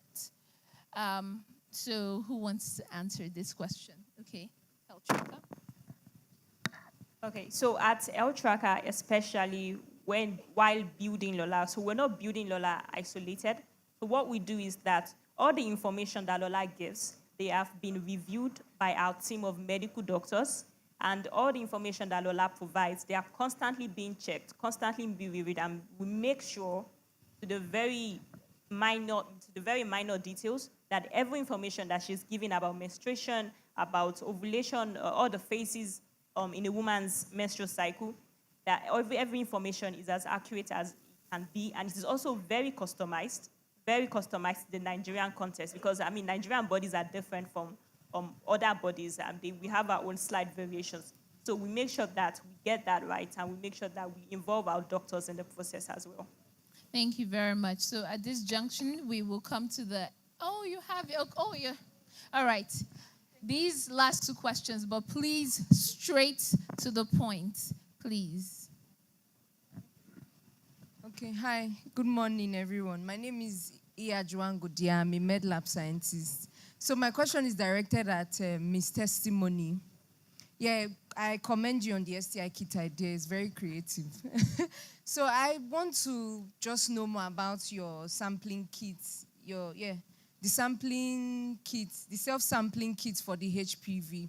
So for non-medical people, it's really sensitive to get samples from, the cervix to test for the HPV virus. So I want to ask how accurate it is, like based on of people that have used that sampling kit, how accurate it is, and also how affordable it is. Thank you. Thank you. And can we also get her question at the back, please? Straightforward. Okay, good afternoon, everyone. My name is Pri, and my question was actually directed to Testimony on the affordability of your products, especially for those in the rural areas. How affordable and accessible is it for them? Thank you. Thank you so much for the questions. So for our HPV kits, I'll start with that. We have actually beta tested, well, maybe not beta, but we've tested the kits for over 2 years now that we've tested, and so we've had women use them and ran tests on them, and we've confirmed the accuracy, and we've confirmed that it is just as accurate as the pap smear, as a result from the pap smear procedure. So it is very accurate. We have our team of laboratories who are constantly working and improving, and we make sure that every single time there are no false positives or false negatives. It is as accurate as it can get. For the second question about the affordability, okay, this is where it gets interesting. It depends on what we say affordable is. But for example, when it comes to people who live in rural areas, we understand that they might not exactly have this money. And one of the things that we do is that we collaborate. Once again, we collaborate. We reach out to government, we reach out to organizations, and we tell them that we want to run HPV tests, we want to run STI tests for women who are underserved, who don't have money to afford it. And then we are able to, we get sponsors who are able to actually provide some money to subsidize the costs and make sure that we try to reach as many people as possible. Thank you. Thank you. I am told that we have some more questions online. Okay, and this question is for Peace. You emphasize using indigenous storytelling to drive advocacy. How has this strategy influenced donor engagement, and what impact has it on youth access to SRHR in rural areas? Okay, thank you for the question. I want to ask a question. How many of us here know MTV Sugar or Waiting Day? Yes, Waiting Day or MTV Sugar, those were like storytelling projects that actually changed the narrative about HIV and AIDS, about, different things. And as little as I was then, I can still remember like how much impact it had on me. So that is already an example on how powerful storytelling can be. So, thank you. Thank you. One other question, and this is for Dr. Fatima. You mentioned the use of TICO cards as a core component for reaching girls without access to digital tools. How can this low-tech approach be scaled nationally to ensure no girl is excluded? Thank you very much. That's the question I've been waiting for. Collaboration is the answer.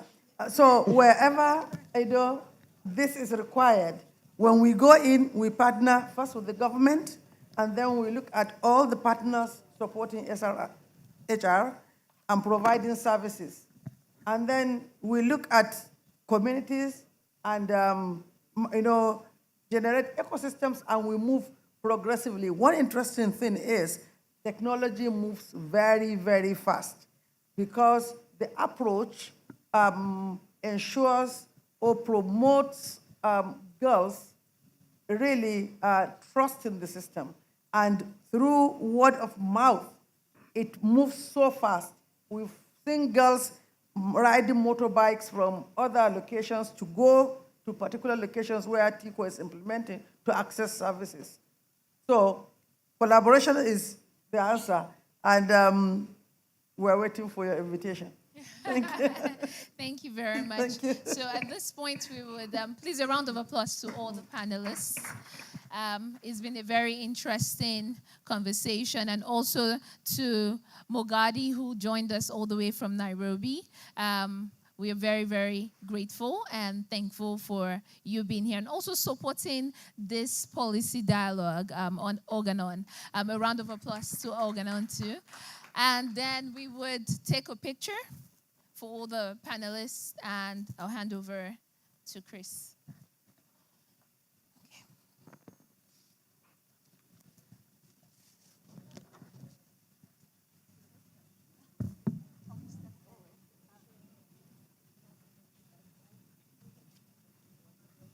Maybe Jerry can represent Organon on the panel picture.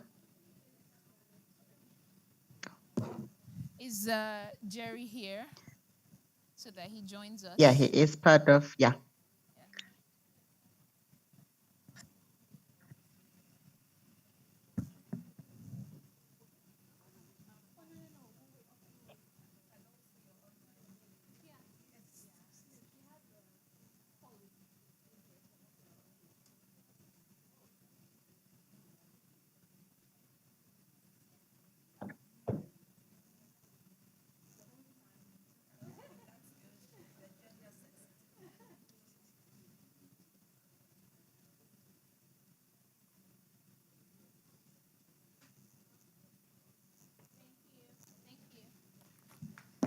Thank you so much. Thank you so much. Applause to all of us. Please, a round of applause. Don't worry, lunch is served. That's coming up now. So could we give a round of applause to our panelists and our moderator for such an insightful conversation?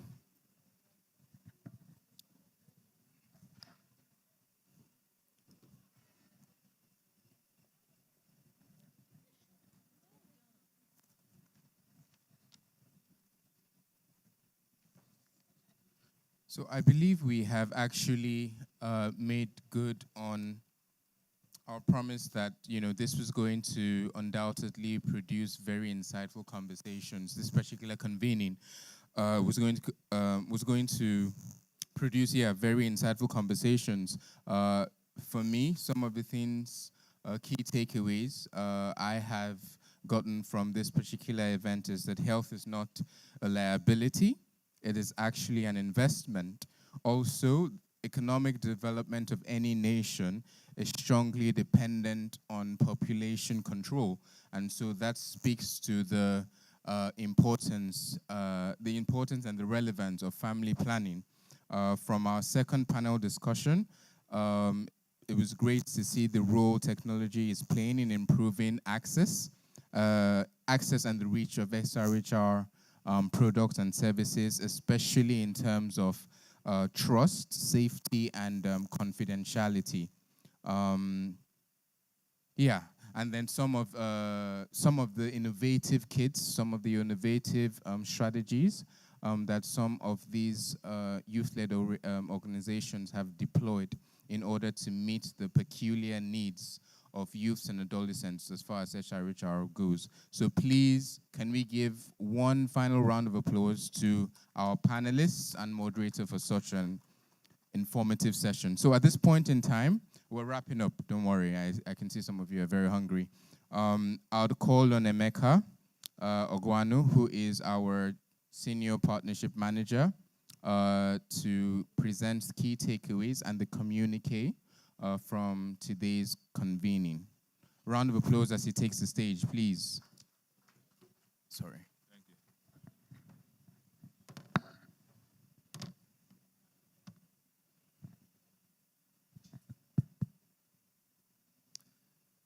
Good afternoon, everyone. I'll be standing, permit me to stand on existing protocols. I almost thought Chris wanted to start presenting the insights from today's session, which was very, very engaging.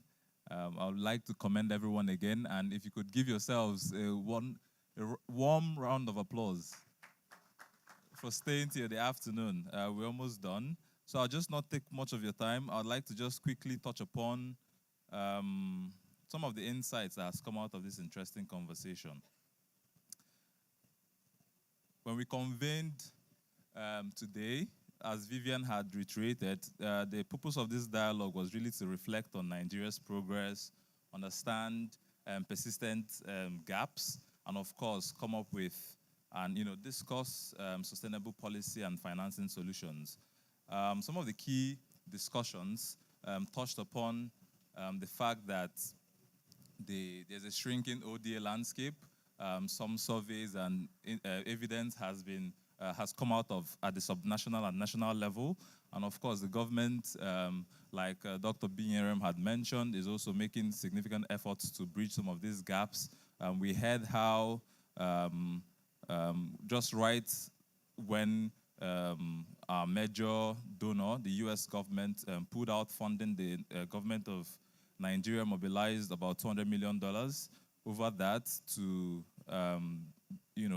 as an interim measure to bridge some of those funding gaps. But we do realize that a lot more still needs to be done. From the first panel, for instance, driving demand, rethinking SRHR funding and sustainable financing, we saw how Ogun State, as leading by example, as one of those states that are moving towards self-reliance, leveraging their BHCPF funding. States like Kano are also exploring counterpart or strengthening efforts in counterpart funding that's really already ongoing in the states.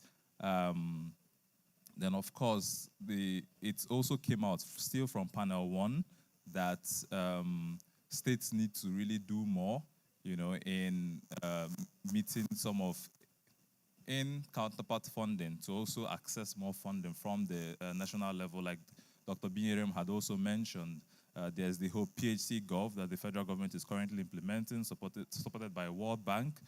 There's funding available there.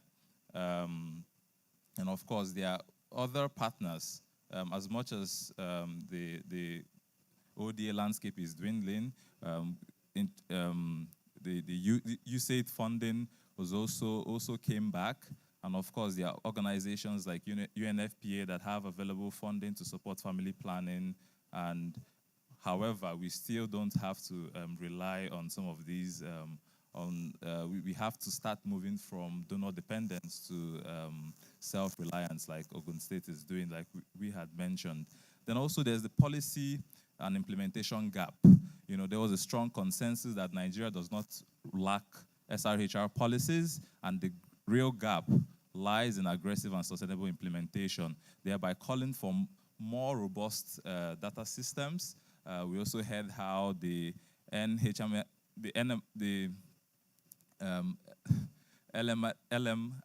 system and the HMIS system are being leveraged for as sources of data to really inform our policy implementation. And of course, we also saw how cultural barriers and community engagement really has to be the center of focus. cultural norms, as we saw, that came out also in panel 2, and misinformation, they remain barriers to family planning service uptake. And of course, it's good that we had the Ministry of Education in the room to really provide some insights of what is being done and what can be done. But of course, we know that there are still more. And in understanding what more can be done, some recommendations that came out of panel 1 can be summarized as first, the need to increase domestic funding through budget lines and pooled state-level mechanisms. Of course, I've already mentioned the need to, it can't be overemphasized, to move from donor dependency to self-reliance. We need to strengthen community engagement, our data system, and of course, partnerships. Then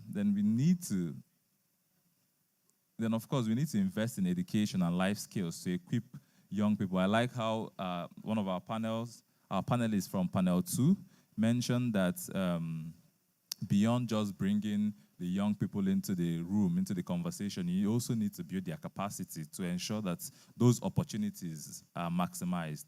But generally, from panel 2, we saw more the call for more investments, stronger investments in adolescent responsive health systems, including providing training, capacity building, like I had mentioned. And of course, there's a need for cross-sectoral partnerships to deliver high-impact interventions that reflect the local realities and respect young people's rights. And I really liked how our colleague from Health Tracker, the story you told about the what was that again?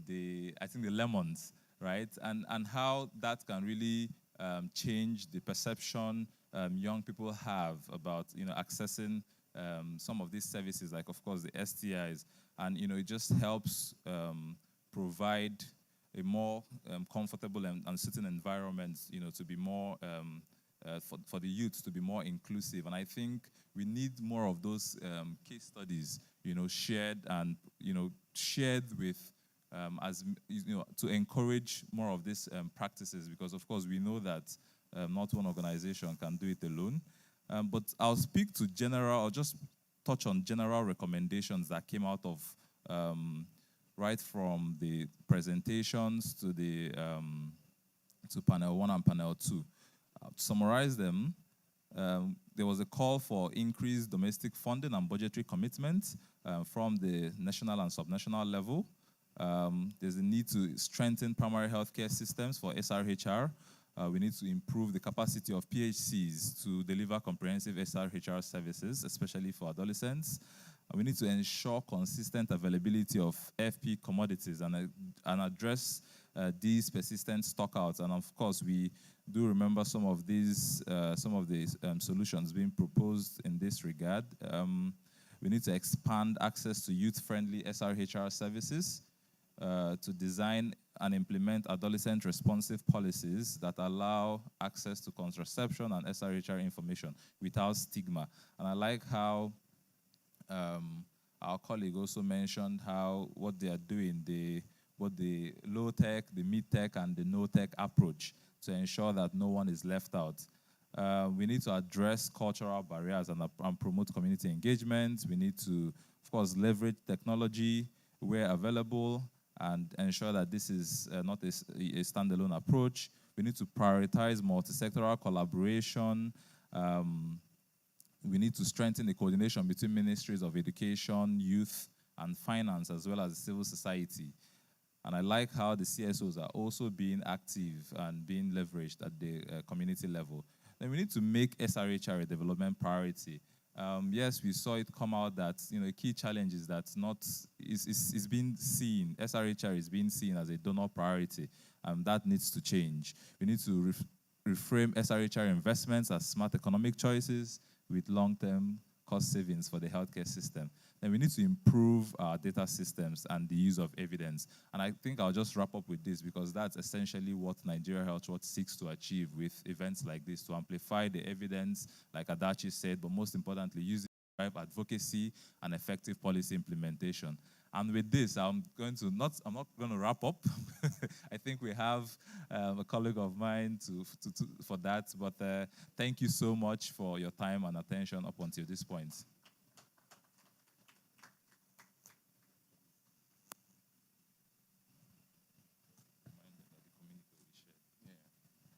Thank you very much, Emeka, for that. Please, a round of applause for him. Please note that the presentations that have been shared here today, including the communique, will all be shared with you at the end of this event. So you can reference this even beyond this event. So at this point in time, I'll be introducing Mr. Chibike Alagboso, our Director for Media Programs, to close us out, and we can go for lunch. Round of applause as he takes the stage, please. Thank you. Thank you so much, Chris. Good afternoon, everyone. I feel like Emeka has done most of the job, so I'm here to say thank you to all of you, our panelists.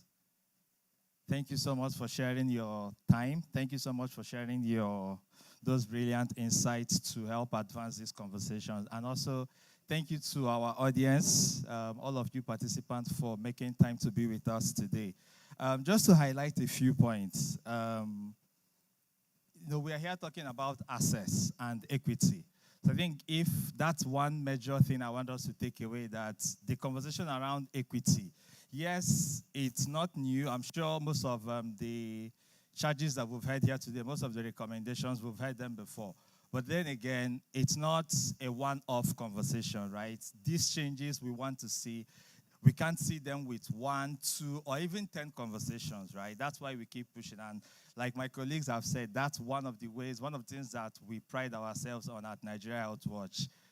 We keep pushing. And in the normal Nigerian parlance, we say, no grief for anybody, right? So essentially, I just want us to realize that when you talk about equity, it's an important conversation because users, young people, married women, unmarried women, in as much as we put them in that box, they are still very different. So what they need, how to reach them, how to make sure that they access those services should be different and tailored to, who they are. And I'm glad all of those things we are broken down today. So thank you so much for this. And just to also add, one thing I want us to go home with today is to keep asking ourselves, what can I do to contribute to this conversation? And I have a few ideas. Like I said, Emeka has done most of the wrap-up. So I just have a few ideas on how you can do that. All of the amazing insights that you heard today, please do share them, right? If you go to our social media platform, you see my colleagues and other young people who are very invested in this conversation are also sharing. So please do share your insights so they don't just stay with you.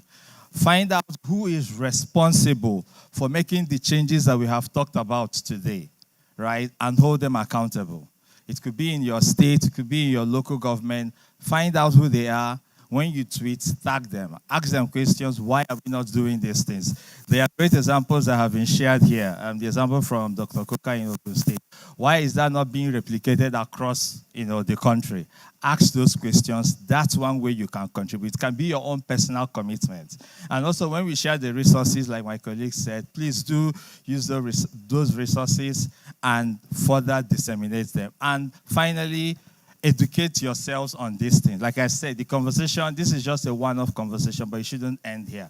Understand these things more, because when you understand them, you can now engage better. So that would be my further charge as we wrap up today. Again, special thanks to our speakers, our panelists, my amazing colleagues at Nigeria Health Watch who continue to convene amazing and impactful events, and our vendors as well, because without them, we wouldn't be here today. So thank you once again for your commitment and your partnership.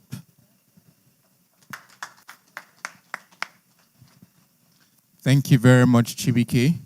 At this point, we're going to be putting up the QR code again. For us to continue to deliver these really impactful events, your feedback is crucial. Your feedback is important. Your feedback is relevant to us. So please, if you will take the time to scan this code or impute the link on the screen, it will take you to our link tree and you will see our post-event survey. If you could please take some time out to fill that. You could do that while you're having lunch. So from here we're going for lunch. So please, your feedback is important to us. as we continue to do what we do at Nigeria Health Watch. And as Chibike has mentioned, we want to say thank you all for your time. We'll be closing with a group photograph. So would like to have as many of you are still here. If you could come forward, we'll take a group photograph and we can close out for lunch. So please, can we start coming forward? Our photographers would need your assistance with coordinating this.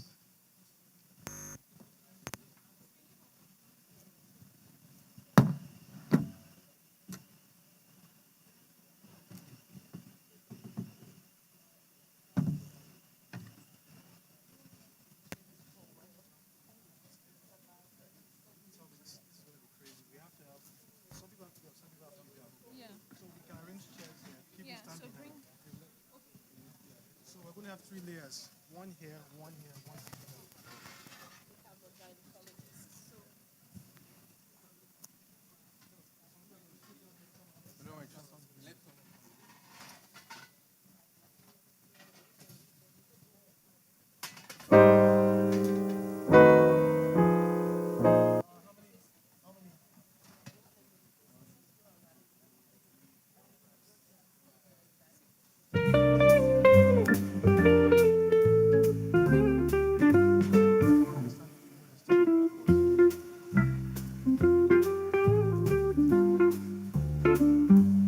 So can we all come to the front, please?